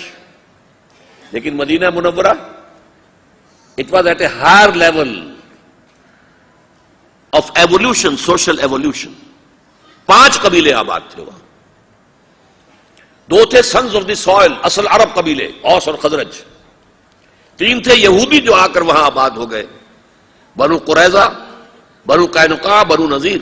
3 قبیلے. 5 قبیلوں کے آپس میں اب معاہدات تھے نا ان کے درمیان. اب عجیب بات آپ کو سنا رہا ہوں. اوس کا قبیلہ چھوٹا تھا، خزرج کا بڑا تھا. حضور نے بھی جب 12 ان میں نقیب مقرر کیے تھے تو 9 خزرج میں سے تھے، 3 اوس میں سے تھے. اوس کا قبیلہ چھوٹا تھا. ان کے درمیان طے تھا اگر اوسی قتل کر دے گا کسی خزرجی کو تو دیت جو ہے خون بہا 1/3 ہوگی، اور اگر اوسی خزرجی کو قتل کر دے گا تو 3 گنا دینی ہوگی، اور خزرجی اگر قتل کر دے اوسی کو تو وہ 1/3 ہوگی. اب آپ سنیے، یقیناً اوسی نوجوان کا خون کھولتا ہوگا کہ کیا میرے خون کی، میری جان کی قیمت اس خزرجی نوجوان سے 1/3 ہے. لیکن اگر مدینے میں رہنا ہے تو ماننا پڑے گا، یہ یہاں طے ہو چکا ہے. You have to abide by it. اب اس کی پابندی کرنی ہوگی. اچھا، اس سے اگلا قدم کیا تھا؟ جزیرہ نما عرب. جیسے آپ افغانوں کو دیکھتے ہیں نا کہ افغان کا چہرہ تھوڑا اور پگڑ بہت بڑا، ایسے ہی جزیرہ نما عرب جو ہے اس کے اوپر جو ہے یہ بہت بڑا ٹربن جو ہے، یہ عرب کا ایک اور علاقہ ہے. شام عرب، عراق عرب، یہ بھی عرب ہے. عراق عرب، شام عرب، اور ایک جزیرہ ہے، یہ جزیرہ نما ہے. جزیرہ نما کے اوپر عراق بھی ہے اور شام بھی ہے. اور اس جزیرہ نما کے اوپر 2 عظیم مملکتیں قائم تھیں، ایمپائرز. دی رومن امپائر قیصر اینڈ دی ایرانین امپائر کسرا. یہ تمدن کی آخری سٹیج تھی، جبکہ حکومتیں بن گئیں، بادشاہت ہو گئی، محل بن گئے، سٹینڈنگ آرمیز ہو گئیں، لاکھوں کی تعداد میں فوجیں ہیں، ٹیکس لگ رہے ہیں. دہقان جو ہے محنت کر رہا ہے اور اس سے ٹیکس لیا جا رہا ہے. جاگیردار اپنا حصہ رکھ کر باقی بادشاہ کو پہنچاتا ہے. کرگے پر بیٹھا ہوا کوئی کپڑا بن رہا ہے، اس سے ٹیکس لیا جا رہا ہے. ان کو پیسا جا رہا ہے ظلم کی چکی کے اندر. بادشاہ عیش کر رہے ہیں، اونچے اونچے محل بنا رہے ہیں. یہ زمانہ تھا جب کہ انسانیت کے اوپر پابندیاں ایسی لگیں، انسان مجبور اور مقہور ہو کر رہ گیا. اس دور میں محمد الرسول اللہ پیدا ہوئے صلی اللہ علیہ وسلم. اب تمہارا تمدنی ارتقاء اس انتہا کو پہنچ گیا ہے. اب اجتماعیت جو ہے اس کا جو ہے دورہ ہے، انفرادیت پس گئی ہے، اس کی آزادیاں ختم ہو گئی ہیں. بادشاہ کا نظام، آپ کو معلوم ہے رومن لیجنز، وہ فوجی ہوتے تھے، ان کے غرق آہن، ذرا کوئی عوام میں بغاوت ہوتی تو کس طرح کو کچلتے تھے. ایرانی فوجی کس طریقے سے کچلتے تھے. اس وقت محمد الرسول اللہ آئے اور دین حق، ایک نظام زندگی کو مکمل کر کے عطا کیا گیا محمد الرسول اللہ کو، ہر اعتبار سے مکمل. سوشل لیول پر یہ ہدایت ہے اور اکنامک لیول پر یہ ہدایت ہے اور سیاسی سطح پر یہ ہدایات ہیں. ایک مکمل پولیٹیکو سوشو اکنامک سسٹم کی حیثیت سے دین کو کامل کر کے محمد کو عطا کر دیا گیا صلی اللہ علیہ وسلم. جو آیت میں آپ کو پہلے سنا چکا ہوں، الیوم اکملت لکم دینکم واتممت علیکم نعمتی ورضیت لکم الاسلام دینا. حالانکہ دین ہمیشہ سے ایک تھا. دین موسیٰ کا بھی یہی تھا، عیسیٰ کا بھی یہی تھا، ابراہیم کا بھی یہی تھا، نوح کا بھی یہی تھا. سورہ شورى میں فرمایا، آیت نمبر 13 ہے، شرع لکم من الدین ما وصى به نوحا والذی اوحینا الیک وما وصینا به ابراہیم وموسیٰ وعیسیٰ. سب کا دین ایک تھا، لیکن ابھی دین مکمل نہیں ہوا تھا. ابھی اجتماعیت جو ہے محدود تھی. ابھی انفرادیت کا بول بالا تھا، ابھی ایک نظام کا تصور نہیں تھا، ابھی کوئی پولیٹیکل سسٹم وجود میں نہیں آیا تھا، ابھی وہ اسٹینڈنگ آرمیز کے دور نہیں آئے تھے۔ وہ دور جب آ گیا تو ایک just social order, politico socio economic system based on fair play and justice, وہ ہے جو اسلام کی شکل میں دین حق کی تکمیل کر کے محمد الرسول اللہ کو عطا کیا گیا صلی اللہ علیہ وسلم۔ فداہ آباؤنا و امہاتنا اليوم اکملت لکم دینکم واتممت علیکم نعمتی ورضیت لکم الاسلام دینا۔ یہ دو مظاہر ہیں تکمیل نبوت کے، نوٹ کر لیجئے۔ نمبر ایک، ہدایت ہدن سے بڑھ کر الہدا بن گئی، کامل مکمل ہدایت قرآن میں۔ نمبر دو، دین کامل ہو گیا، الیوم اکملت لکم دینکم۔ یہ دونوں چیزیں حضور پر اپنے نقطۂ عروج کو اور کمال کو پہنچ گئیں۔ یہ لینے والا حصہ جو ہے، اللہ سے لینے والا وحی، اللہ سے لینے والا دین، یہ دونوں کی تکمیل ہو گئی محمد الرسول اللہ صلی اللہ علیہ وسلم پر۔ اگلا جو عنوان ہے وہ میں پہلے ڈیل کر چکا ہوں، ختم نبوت کے خلاف غلام احمد قادیانی کی دلیل اور اس کی تردید، کہ وحی کیسے بند ہو سکتی ہے، یہ تو ہدایت کا ذریعہ ہے، نبوت کیسے ختم ہو سکتی ہے، نبوت تو رحمت ہے، اللہ کی رحمت اور وحی ہدایت کے لیے، یہ کیسے بند ہو سکتی ہے؟ اور اگر وہ جاری ہے تو بس میں ہوں، میں دعویٰ کر رہا ہوں، مجھ پر وحی آ رہی ہے، میں اللہ کا نبی ہوں۔ اس کا جو میرا جواب تھا وہ آپ کے سامنے پہلے ہی عرض کر دیا ہے۔ اب آگے چلیے، تکمیل رسالت کے دو مظاہر، یہ نوٹ کیجئے، میں نے کہا تھا یہ ہے لینے والا، یہ ہے دینے والا حصہ۔ رسالت والا حصہ دینے والا، وہاں سے لینے والا نبوت، ہدایت مکمل، وحی کامل اور دین مکمل۔ اب دینے والے حصے کے بارے میں فرمایا لِيُظْهِرَهُ عَلَى الدِّينِ كُلِّهِ، تاکہ غالب کر دے اسے کل کے کل دین پر، پورے نظام زندگی پر۔ یہ رسالت کی تکمیل ہے بئی معنی کہ ایک درجہ ہے رسالت کا تبلیغ، بہت سے نبی تبلیغ کرتے ہوئے ہی ان کی پوری زندگی گزر گئی، کہیں کوئی نظام قائم ہوا ہی نہیں۔ نظام تو صرف محمد عربی کے ہاتھوں اور آپ کے دست مبارک سے قائم ہوا ہے، حضرت ابراہیم کے ہاتھوں بھی نہیں ہوا، حضرت عیسیٰ کے ہاتھوں نہیں ہوا، حضرت موسیٰ کے ہاتھوں نہیں ہوا۔ لیکن یہ کہ تبلیغ حق ادا کر دیا، انہوں نے بات کو پہنچانے کا حق ادا کر دیا۔ لیکن ایک ہے اتمام حجت، دین حق کے ضمن میں اتمام حجت کیا ہے؟ دین کو قائم کر کے اس کی عملی شکل دنیا کے سامنے پیش کرو۔ ورنہ کتاب میں بہت اچھی باتیں لکھی جا سکتی ہیں، یہ یوں ہونا چاہیے، یہ ایسا ہونا چاہیے، یہ یوں ہونا چاہیے، اس کا یہ اصول ہونا چاہیے، بہت اعلیٰ، آپ اپنے دماغ سے کام لیجئے، اعلیٰ سے اعلیٰ باتیں لکھ دیجئے۔ لیکن جب تک آپ اسے قائم کر کے اس کا نمونہ نہ دکھائیں، یہ ثابت نہ کریں کہ یہ پریکٹیکیبل ہے، یہ نافذ کیا جا سکتا ہے، اس وقت تک ظاہر بات ہے کہ وہ حجت جو ہے اپنے درجہ اتمام کو نہیں پہنچی۔ ایک یہ بھی ہے کہ آپ کہیں بھئی یہ کام ایسے کرنا ہے، اس طرح کرنا ہے، اس طرح کرنا ہے، ایک یہ کہ آپ کر کے دکھا دیں، فرق ہے کہ نہیں؟ لِيُظْهِرَهُ عَلَى الدِّينِ كُلِّهِ، تاکہ غالب کرے اسے پورے کے پورے دین پر۔ اللہ کا دین ایک complete politico socio economic system کی حیثیت سے قائم ہو جائے۔ دیکھیے نوٹ کیجئے، میں نے پہلے بھی نام لیا تھا، سقراط کے بعد افلاطون، افلاطون کے بعد ارسطوٹل، ارسطو۔ افلاطون نے ایک کتاب لکھی تھی دی ریپبلک، اس نے نقشہ کھینچا، اس طرح ہونا چاہیے، یوں ہونا چاہیے، نظام ایسا ہونا چاہیے، حکومت ایسی ہونی چاہیے، فلاں معاملات ایسے ہونے چاہیے۔ اور وہ کتاب اتنی وزنی ہے ایک کتاب کی حیثیت سے، حضرت مسیح سے 300 برس پہلے کی شخصیت ہے، تو گویا کہ 2300 برس سے وہ کتاب دنیا میں موجودہ چلی آ رہی، کتاب ختم نہیں ہوئی۔ ورنہ لاکھوں کتابیں چھپتی ہیں، ختم ہو جاتی ہیں، نام و نشان نہیں رہتا۔ کتاب تو وہی باقی رہتی ہے جس کے اندر کوئی وزن ہو، جس میں کوئی ٹھوس مواد ہو۔ وہ ریپبلک آج بھی موجود ہے دنیا میں، لیکن جو نظام اس نے پیش کیا تھا ریپبلک میں، وہ کہیں ایک دن کے لیے بھی قائم نہیں ہوا، تو وہ حجت نہیں ہے۔ کہہ سکتے ہیں یوٹوپیا ہے، یہ خیالی جنت ہے، خیالی جنت کا نقشہ کسی نے کھینچ لیا ہے، یہ ہونے والی بات نہیں ہے۔ بابا کیا کہہ رہے ہو؟ اب میں مثال دے رہا ہوں بڑی سادہ سی،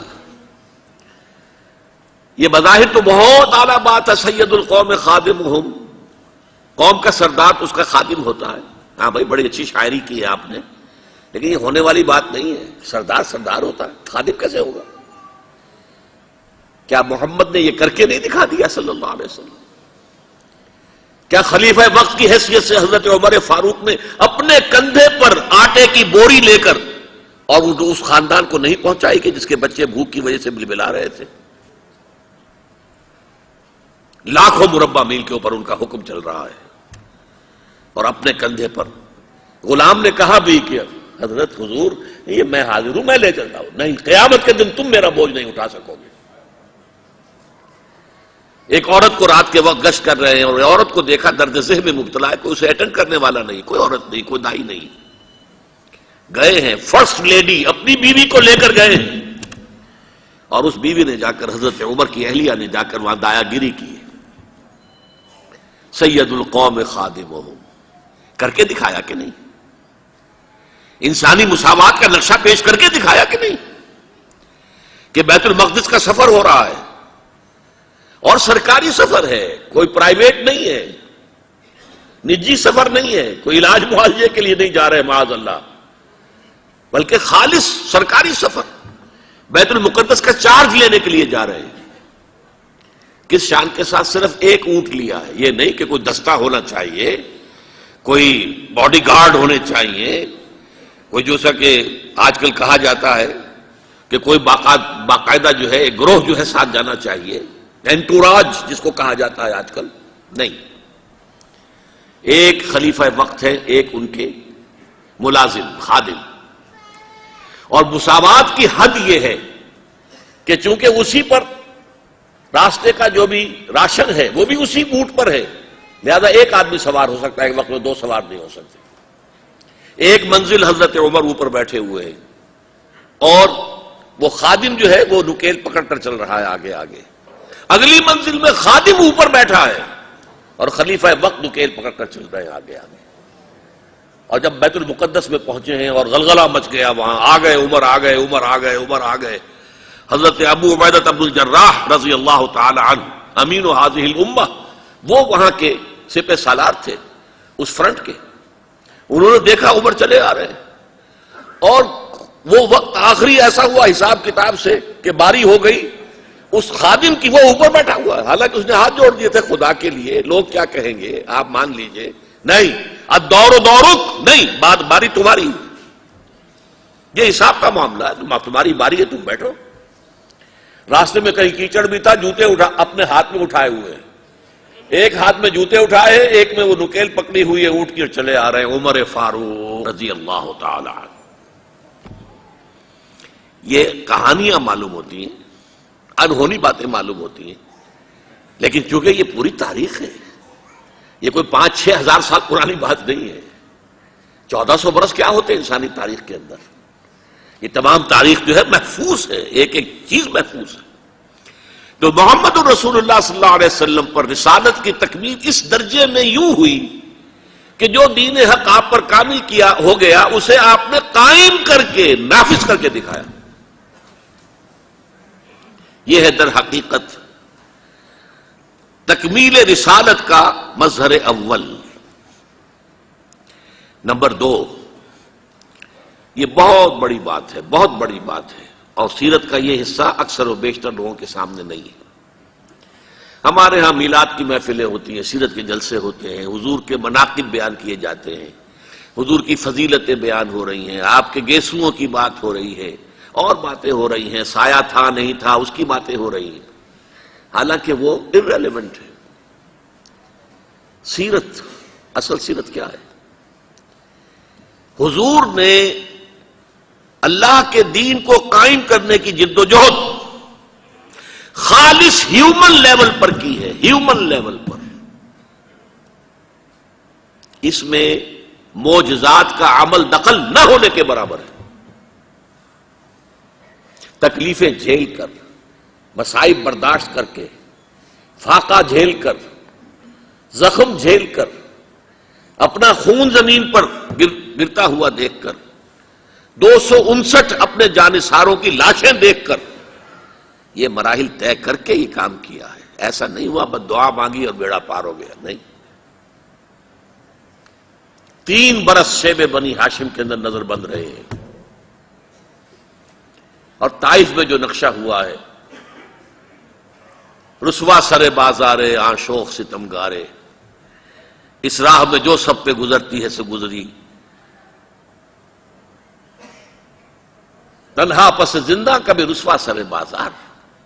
طائف میں کیا ہوا ہے؟ تینوں جو بڑے سردار تھے ان سے گفتگو کی ہے، انہوں نے تو ایسے جملے کہے ہیں چبھنے والے جو کلیجے کو چیر دیں. اور پھر جب سٹریٹ ارچنز جو ہوتے ہیں، آوارہ لوگ، آوارہ لڑکے، انہیں اشارہ کیا ذرا ان کی خبر لو، یہ نبی بنے پھرتے ہیں، نبوت کا دعویٰ کر رہے ہیں، ذرا خبر لو ان کی. اور وہ پتھراؤ کر رہے ہیں. ساتھ صرف ایک ہے، حضرت زید ابن حارثہ. وہ سامنے سے آ کر روک بنتے ہیں، ڈھال بنتے ہیں، تو وہ پیچھے سے پتھر آ رہے ہیں. وہ پیچھے کی طرف سے جاتے ہیں تو آگے سے پتھر آ رہے ہیں. جسم لہو لہان ہو گیا، جسم کا خون بہہ کر جا کر جوتیوں میں جم گیا. غشی سی تاری ہوئی ہے، تھک کر بیٹھ گئے ہیں تو 2 گنڈے آئے ہیں، ایک نے اس بغل میں ہاتھ ڈالا، ایک نے اس بغل میں ہاتھ ڈالا، اٹھو جاؤ. یہ نقشہ ہے. محمد عربی ہیں، سید المرسلین، محبوب رب العالمین، سید الاولین والآخرین. اور یہ نقشہ ہے، یہ ہے سیرت. یہ کوئی بیان نہیں کرتا، کوئی بیان نہیں کرتا. اس تکلیف کا جو پھر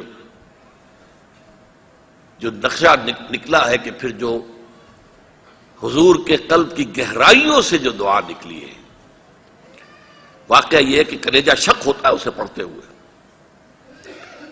جب وہاں سے نکل کے باہر آ گئے ہیں اور ایک باغ میں تھوڑی سی دیر کے لیے سستانے کو ٹھہر گئے، وہاں آپ کے اب دعا کی ہے، مناجات کی ہے. اللہم الیک اشکو ضعف قوتی وقلت حیلتی وہوانی علی الناس.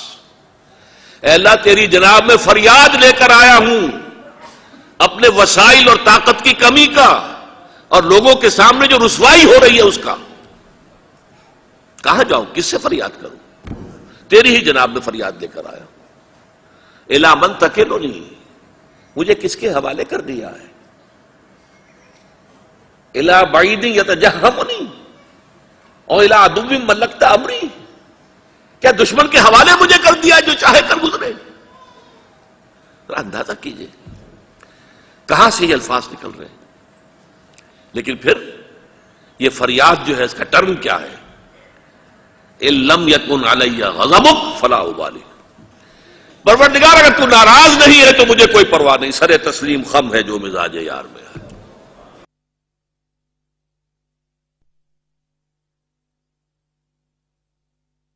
حضور کی 23 برس کی زندگی جو ہے وحی کے آغاز کے بعد سے دن رات کی مشقت اور محنت. جو نقطہ سمجھنے کا ہے وہ کیا ہے؟ معجزات نہ ہونے کے برابر. حضور کا اصل معجزہ قرآن مجید ہے، اصل معجزہ وہ ہے.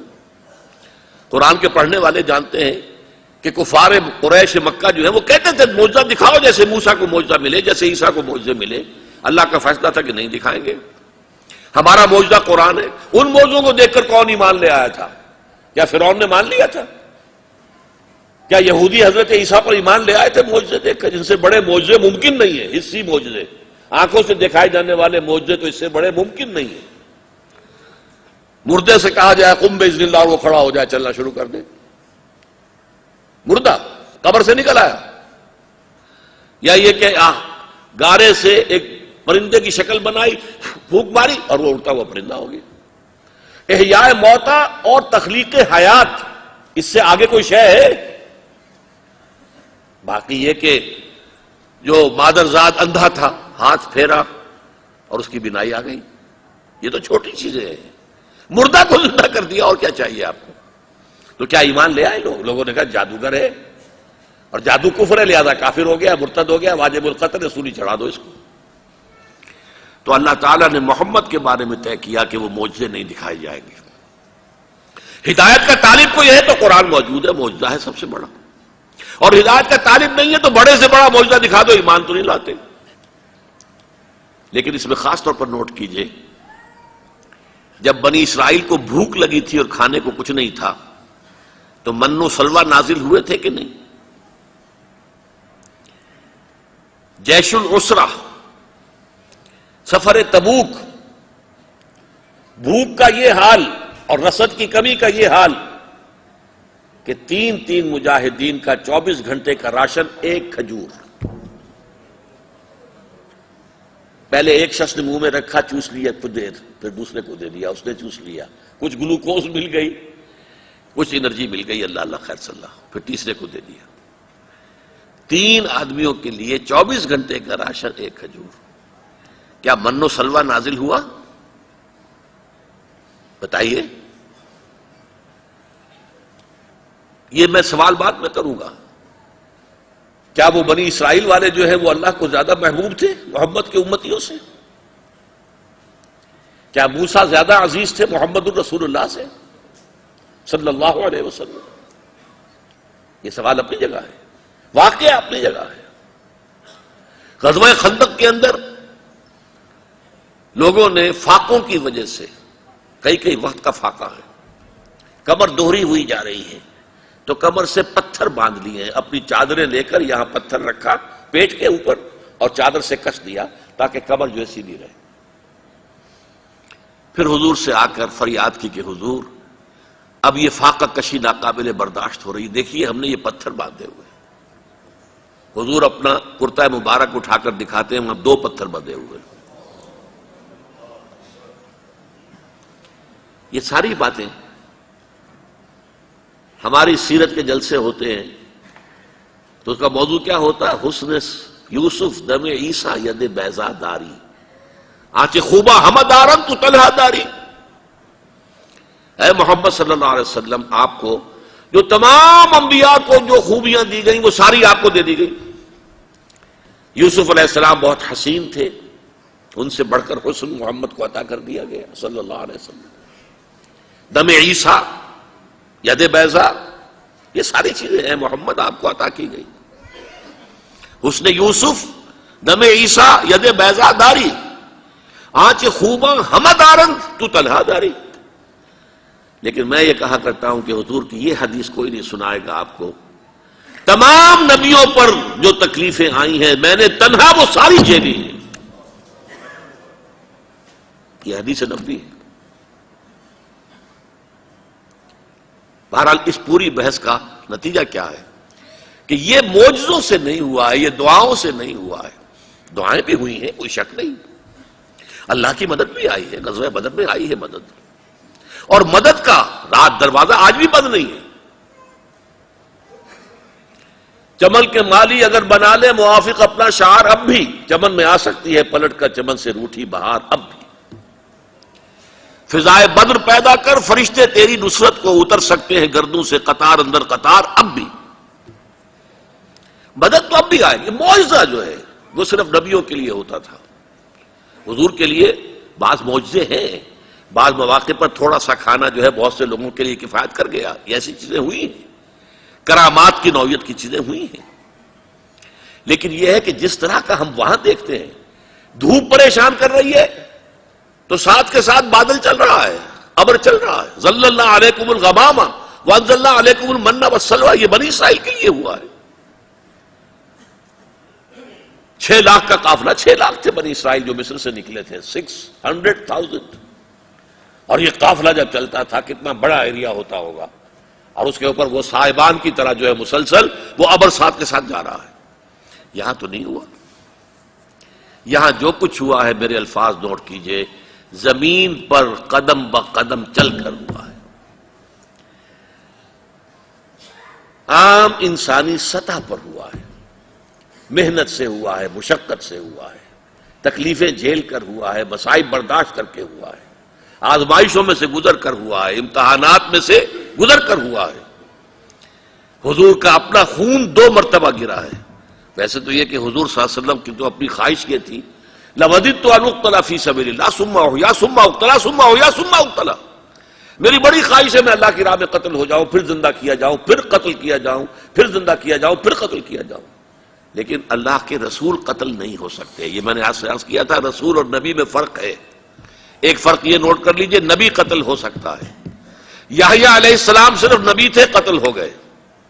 عیسیٰ علیہ السلام صرف نبی نہیں تھے، رسول تھے. رسولاً الی بنی اسرائیل، وہ قتل نہیں ہو سکتے تھے، وہ سولی نہیں چڑھائے جا سکتے تھے، انہیں زندہ آسمان پر اٹھایا گیا اور وہ دوبارہ آئیں گے. بہرحال یہ ہے میرے نزدیک تکمیل رسالت کا بھی دوسرا حصہ. اور اس کے لیے میں نے ایک عنوان اور قائم کیا ہے، معراج انسانیت کا مظہر اتم. کیوں؟ دیکھیے، اللہ نے انسان کو پیدا کیا، آدم کو پیدا کیا، خلیفۃ اللہ بنایا، مسجود ملائک بنا دیا، تمام فرشتے ان کے سامنے جھکا دیے گئے. ایک سے زائد مقامات پر یہ الفاظ ہیں، فسجد الملائکۃ کلہم اجمعون، تین معنی میں. سجد الملائکۃ، تمام فرشتوں نے سجدہ کیا، کلہم، ان سب نے کیا، اجمعون، سب نے مل کر کیا. لیکن اس انسان کے اندر اللہ نے کیا کیا قوتیں رکھی ہیں، اس کا صحیح مظہر جو ہے وہ شخصیت محمدی ہے صلی اللہ علیہ وسلم.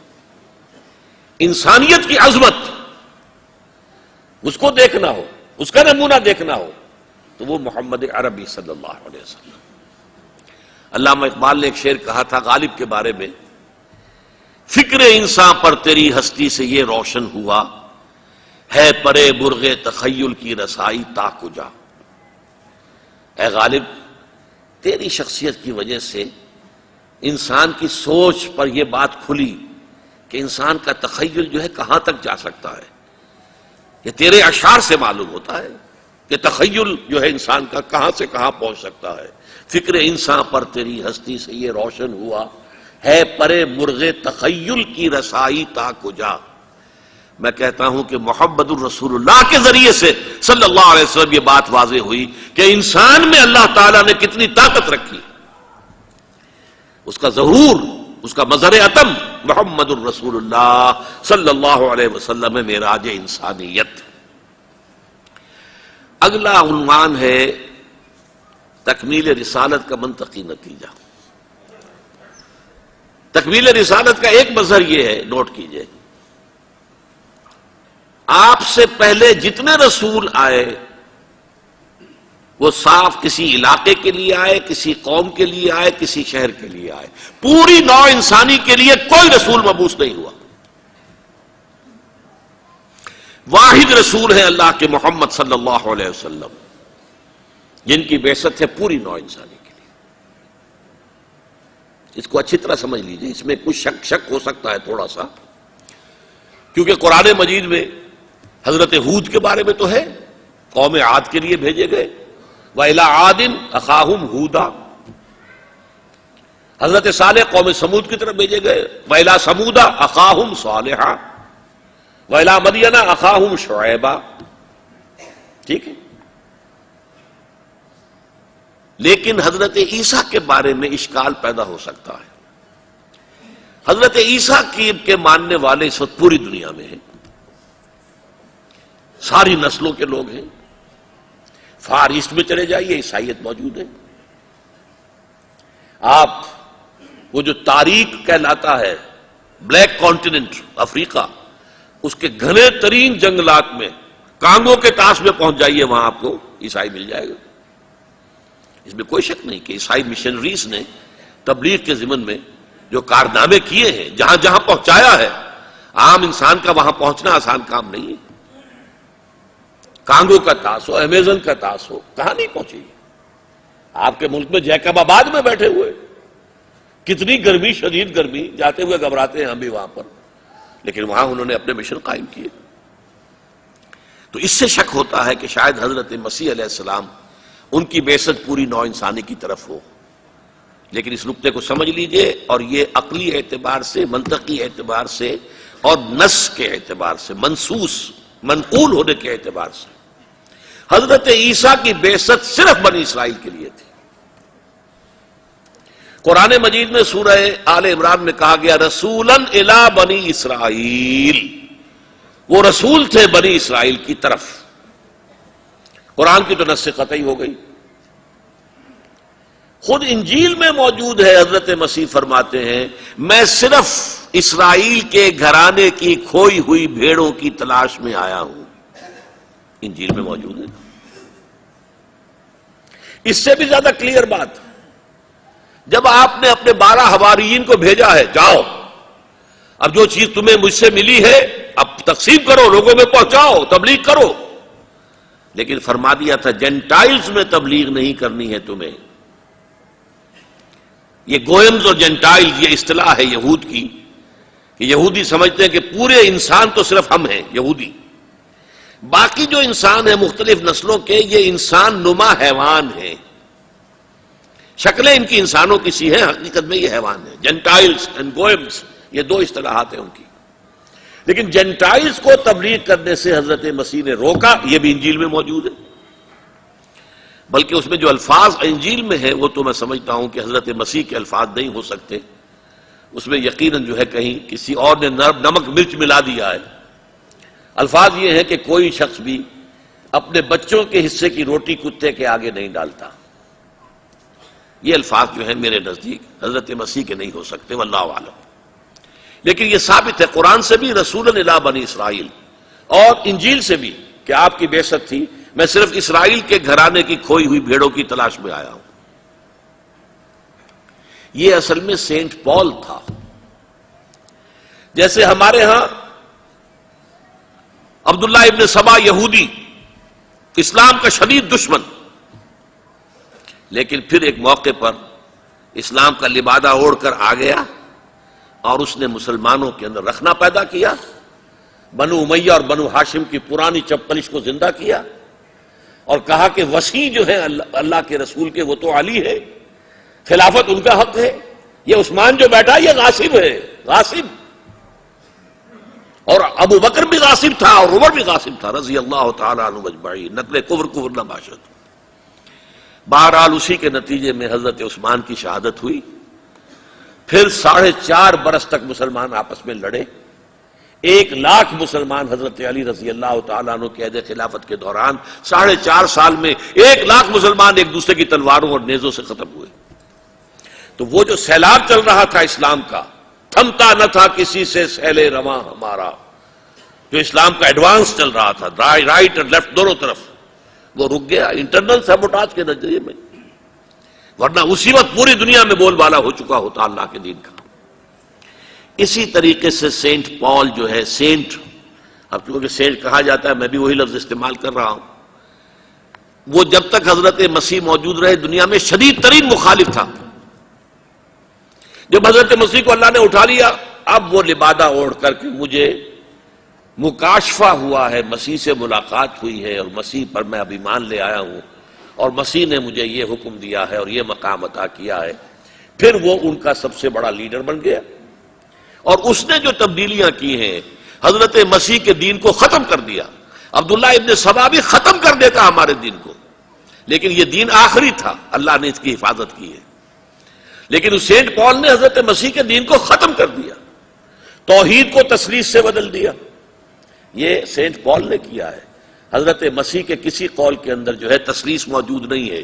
چاروں اناجیل آپ پڑھ جائیے، اناجیل اربعہ، متی کی ہو یا جون کی ہو، کوئی بھی ہو، کہیں نہیں ہے آپ کو کوئی جملہ ملے گا تثلیث کا. یہ سینٹ پال کی جو ہے ایجاد ہے. نمبر 2، شریعت ساقط. حضرت مسیح یہ کہہ کر گئے تھے کہ جو موسیٰ کی شریعت ہے وہ تم پر بھی لاگو رہے گی، نافذ رہے گی. انہوں نے کہا نہیں، شریعت موسوی ساقط. اور نمبر 3، اس کی تبلیغ کا دائرہ جینٹائلز میں، نان جیوز کے اندر اس کا دائرہ وسیع کیا ہے. ورنہ ازرو قرآن، ازرو انجیل، حضرت مسیح کے اپنے قول کے مطابق حضرت مسیح کی بعثت بھی رسولاً الی بنی اسرائیل تھی. پہلے اور آخری رسول ہیں محمد صلی اللہ علیہ وسلم، جن کی بعثت ہوئی ہے پوری نوع انسانی کے لیے. میں نے وہ آپ کو آیات شروع میں سنائی تھی. یہ مضمون قرآن مجید میں 5 مرتبہ آیا ہے، لیکن مختلف الفاظ میں آیا. سب سے کلیئر جو ہے سورہ سبا کی آیت ہے، وَمَا أَرْسَلْنَاكَ إِلَّا كَافَّةً کافۃ للناس بشیرا ونذیرا۔ اے محمد صلی اللہ علیہ وسلم، ہم نے آپ کو نہیں بھیجا ہے مگر تمام انسانوں کے لیے بشیر اور نذیر بنا کر، تمام انسانوں کے لیے، کافۃ للناس بشیرا ونذیرا۔ وما ارسلناک الا رحمۃ للعالمین، آپ کسی ایک قوم ایک علاقے کے لیے نہیں، تمام جہان والوں کے لیے رحمت بن کر آئے۔ نبوت ہمیشہ سے رحمت ہے، رسالت ہمیشہ سے رحمت ہے، لیکن آپ پر آ کر یہ رحمت رحمت للعالمین بن گئی ہے، تمام جہانوں کے لیے۔ یہ تکمیل رسالت کا ایک مظہر ہے۔ اور سورہ اعراف کی آیت میں نے آپ کو سنائی تھی، قل یا ایھا الناس، اے محمد ڈنکے کی چوٹ کہہ دو صلی اللہ علیہ وسلم، اے لوگو، اے بنی نوع آدم، انی رسول اللہ الیکم جمیعا، میں اللہ کا رسول ہوں تمہاری طرف، سب کی طرف۔ اب آ رہی ہے مقطع میں آپ پڑھی ہے سخن گسترانہ بات، ختم رسالت کا یہ پہلو، یہ مظہر تاحال تشنہ تکمیل ہے۔ سمجھ رہے میری بات؟ اللہ نے بھیجا محمد کو غلبہ دین کے لیے، لِیُظْہِرَهُ عَلَى الدِّینِ کُلِّهِ، دین کو غالب کر دے تمام ادیان پر، اور بھیجا پوری نوع انسانی کے لیے۔ ان دونوں کو جوڑیے، صغرا کبرا ملا دیجیے، تو بعثت محمدی کا مقصد، تکمیل رسالت کا آخری مرحلہ وہ ہوگا جبکہ کل نوع انسانی پر اللہ کا دین غالب آ جائے۔ جب تک یہ نہیں ہوتا، علامہ اقبال نے جواب شکوہ میں جو بات کہی بڑی پیاری ہے، وقت فرصت ہے کہاں، کام ابھی باقی ہے، نور توحید کا اتمام ابھی باقی ہے۔ یہ تو کام ابھی نہیں ہوا، پوری نوع انسانی تک تو دین نہیں پہنچا، پوری نوع انسانیت پر اللہ کے دین کا غلبہ نہیں ہوا۔ لیکن نوٹ کر لیجئے، یہ ہو کر رہنا ہے۔ حضور نے خبریں دی ہیں اپنے زمانے سے لے کر تا قیام قیامت، 5 ادوار۔ پہلا دور دور نبوت، دوسرا خلافت علی منہاج النبوہ، خلافت راشدہ، تیسرا دور ظالمانہ ملوکیت، چوتھا دور غلامی والی ملوکیت، پانچواں دور پھر خلافت علی منہاج النبوہ۔ نوع انسانی اس 5ویں دور کی دہلیز تک پہنچی ہوئی ہے۔ یہ دور آیا چاہتا ہے، زیادہ دور نہیں۔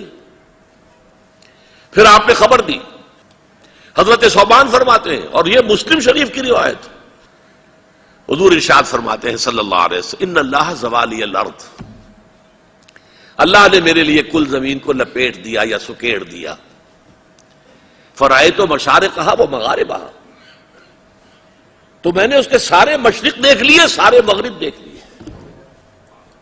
وَإِنَّ أُمَّتِي سَيَبْلُغُ مُلْكُهَا مَا زُوِّيَ لِي مِنْهَا، اور سن رکھو، میری امت کی حکومت ان تمام علاقوں پر قائم ہو کر رہے گی جو زمین کو سکیڑ کر اور لپیٹ کر مجھے دکھا دیے گئے۔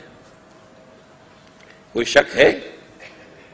کیسے ہو سکتا ہے دنیا ختم ہو جائے اور محمد پر تکمیل رسالت کا یہ مظہر پورا نہ ہو کہ کل روئے ارضی پر محمد کا لایا ہوا دین، دین الحق، اسی طرح غالب ہو جائے جیسے ان کے دست مبارک سے صلی اللہ علیہ وسلم وفداہ آباؤنا و امہاتنا، جیسے آپ کے دست مبارک سے جزیرہ نما عرب میں دین غالب ہوا، جاء الحق وزهق الباطل۔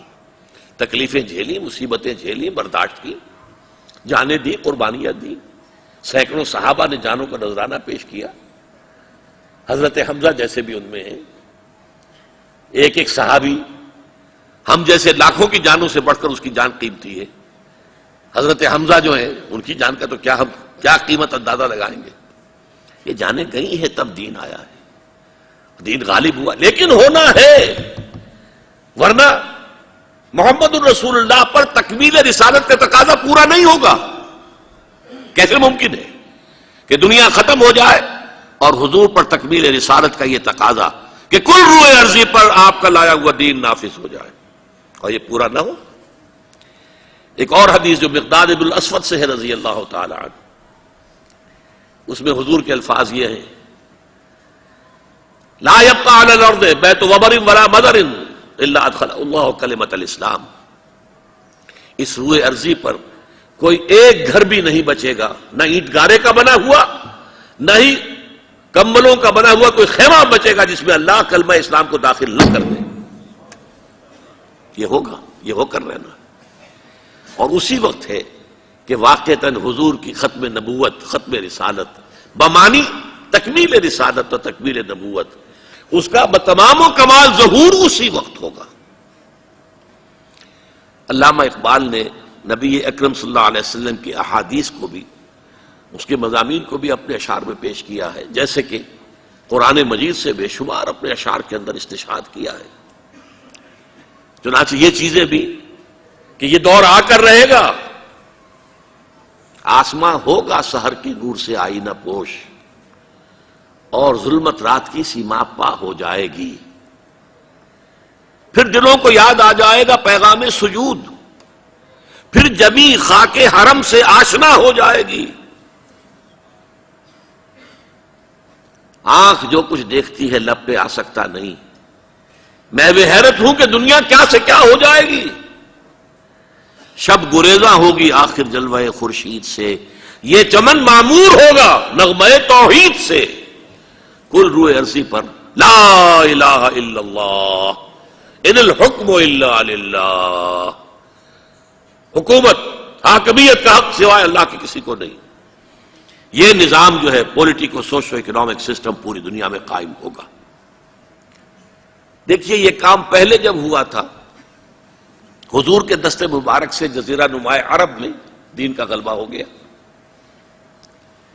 پھر آپ کے بعد اس کی ایکسٹینشن ہوئی ہے، فوجیں نکلی ہیں مشرق اور مغرب، مشرق میں عراق سے ہو کر ایران، پھر یہ پورا ملک جو اس زمانے کا خراسان تھا چین تک بات پہنچ گئی، مغرب میں شام، اور شام سے ہو کر سینائی پیننسولا سے مصر اور لیبیا ہوتے ہوتے ہوتے ہوتے اٹلانٹک اوشن تک بات پہنچ گئی، کہاں سے کہاں تک، از کجا تا بے کجا۔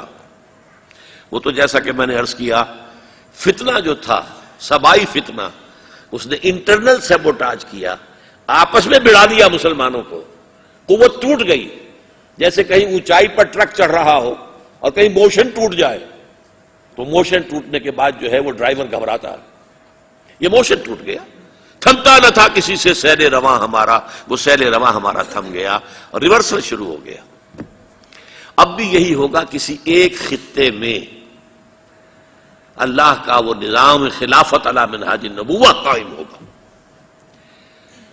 جہاں تو اس بات کا تعلق ہے کہ ایسا ہونا ہے یہ یقینی ہے، اس میں کسی شک و شبے کی گنجائش ہے ہی نہیں۔ کب ہوگا یہ ہم نہیں کہہ سکتے، کتنی قربانیاں دے کر ہوگا یہ ہم نہیں کہہ سکتے، ابھی کتنے اپس اینڈ ڈاؤنز آ جائیں گے یہ ہم نہیں کہہ سکتے۔ اسی طریقے سے کچھ اشارات ہیں کہ یہ خطہ آپ کا، یہ پاکستان اور اس سے ملحق سرزمین افغانستان، یہاں سے آغاز ہوگا۔ اب اگرچہ موجودہ حالات بڑے تباہ کن ہیں، افسوسناک ہیں، ریورس گیئر لگ گیا ہے، طالبان کے بارے میں ریورس گیئر لگا، جہاد کشمیر پر ریورس گیئر لگ گیا۔ اب اللہ نہ کرے لیکن یہ کہ بش صاحب نے حکم دے دیا ہے اپنے جو کارکن ہیں انہیں، سیکرٹ ایجنسی کے لوگوں کو، کہ ایسی تیاری مکمل کر لو کہ اگر ذرا بھی اندیشہ ہو کہ پاکستان کے جو ایٹمی صلاحیتیں ہیں ان تک جو ہے یہ فنڈامنٹلز کی رسائی ہو سکتی ہے تو فوراً قبضہ کر لیں۔ اس کا بھی ہو گیا۔ اب سود کے بارے میں جو ہماری پیش رفت ہوئی تھی اس پر بھی ریورس گیئر لگ گیا، وہ فیصلہ ابھی اناؤنس تو نہیں ہوا لیکن معلوم ہے کہ کیا فیصلہ ہے، کون نہیں جانتا کہ کیا ہے۔ تو حالات بڑے نامساعد ہیں، ناموافق ہیں، لیکن اور بھی دور فلک ہیں ابھی آنے والے، ناز اتنا نہ کریں ہم کو ستانے والے، جو تھا نہیں ہے جو ہے نہ ہوگا، یہی ایک حرف محرمانہ۔ ظاہر بات ہے کہ جو کوئی حالات بھی ہمیشہ کے لیے نہیں ہوتے، لیکن میں یقین کے ساتھ کہہ سکتا ہوں کہ انشاءاللہ العزیز اسی خطۂ ارض سے، اس لیے کہ اللہ تعالیٰ نے 400-500 سال سے اس کی تمہید کی ہے، تو اللہ کرے گا، لیکن پس باعت کر کے درجے میں کہوں گا ہم میں سے ہر شخص کا فرض یہ ہے کہ اس کے لیے کمر کس لے، دنیا میں کیا ہوتا ہے کیا نہیں ہوتا یہ میرے اور آپ کے اختیار میں نہیں ہے. میں جو کچھ کر سکتا ہوں، آپ جو کچھ کر سکتے ہیں، جو بھی آپ کے اختیار میں، اس کے لیے آپ عند اللہ مسئول ہے، ذمہ دار. پہلی بات یہ کہ طے کریں ان صلاتی و نسکی و محیای و مماتی للہ رب العالمین، میری نماز اور میری قربانی اور میری زندگی اور موت اللہ کے لیے.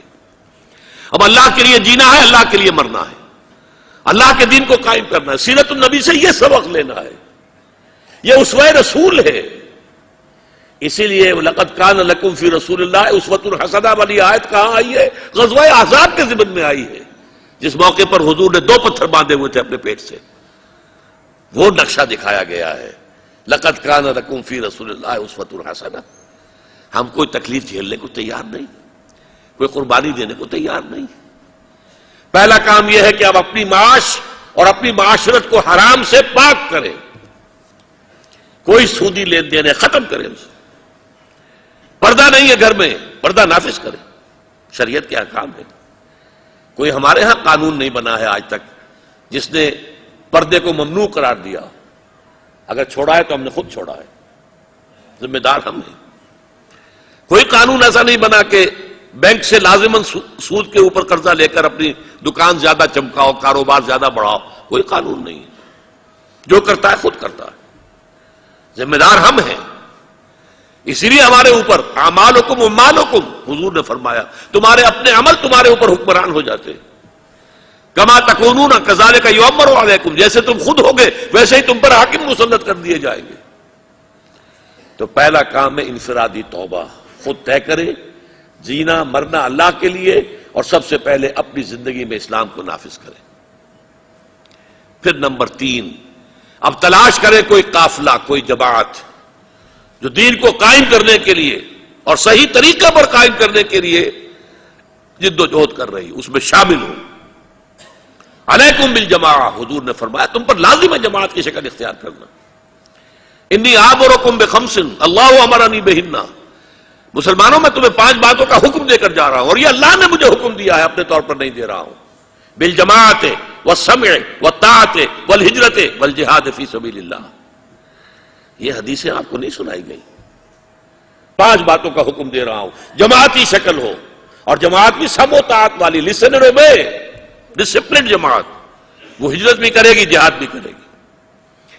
تلاش کیجیے، خود تلاش کریں، اس کا مطالعہ کریں، دیکھیں. اس میں صرف آپ کی مدد کر سکتا ہوں. 4 چیزیں ہیں جو دیکھنی چاہیے.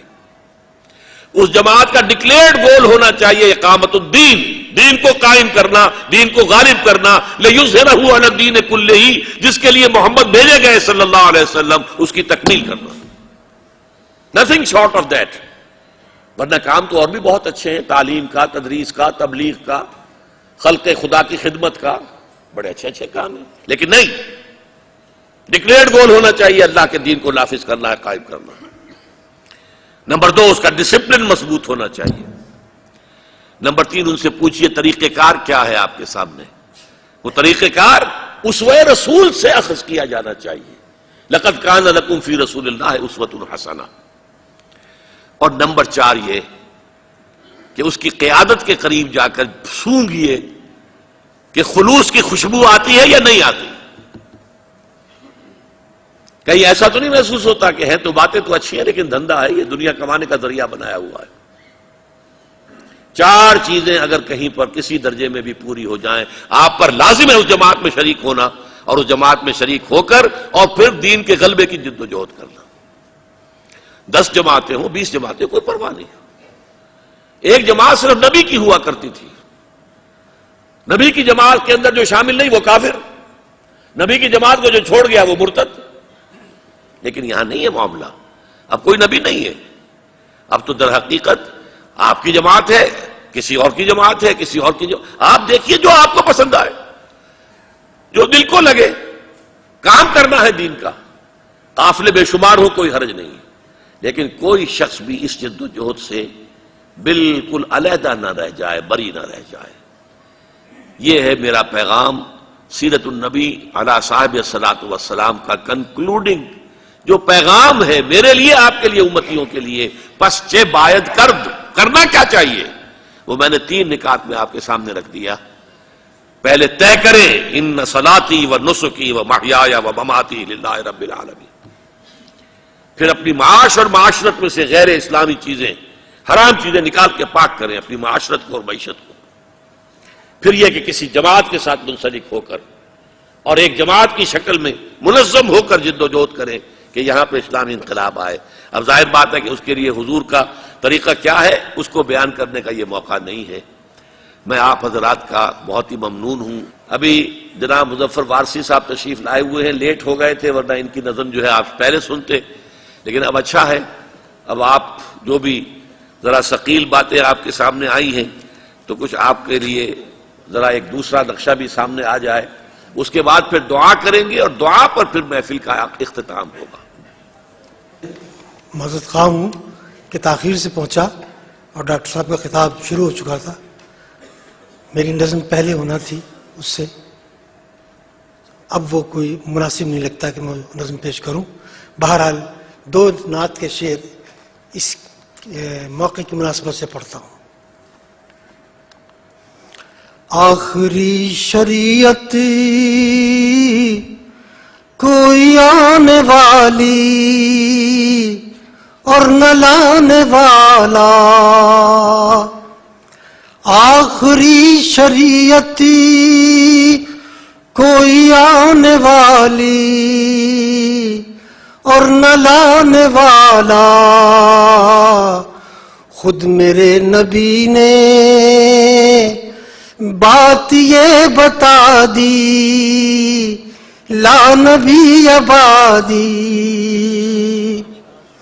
ذلی یا بروزی اب کوئی پیغمبر آئے گا نہ لوگو، ذلی یا بروزی اب کوئی پیغمبر آئے گا نہ لوگو، آپ نے یہ کہہ کر مہر ہی لگا دی، لا نبی آبادی۔ شکریہ۔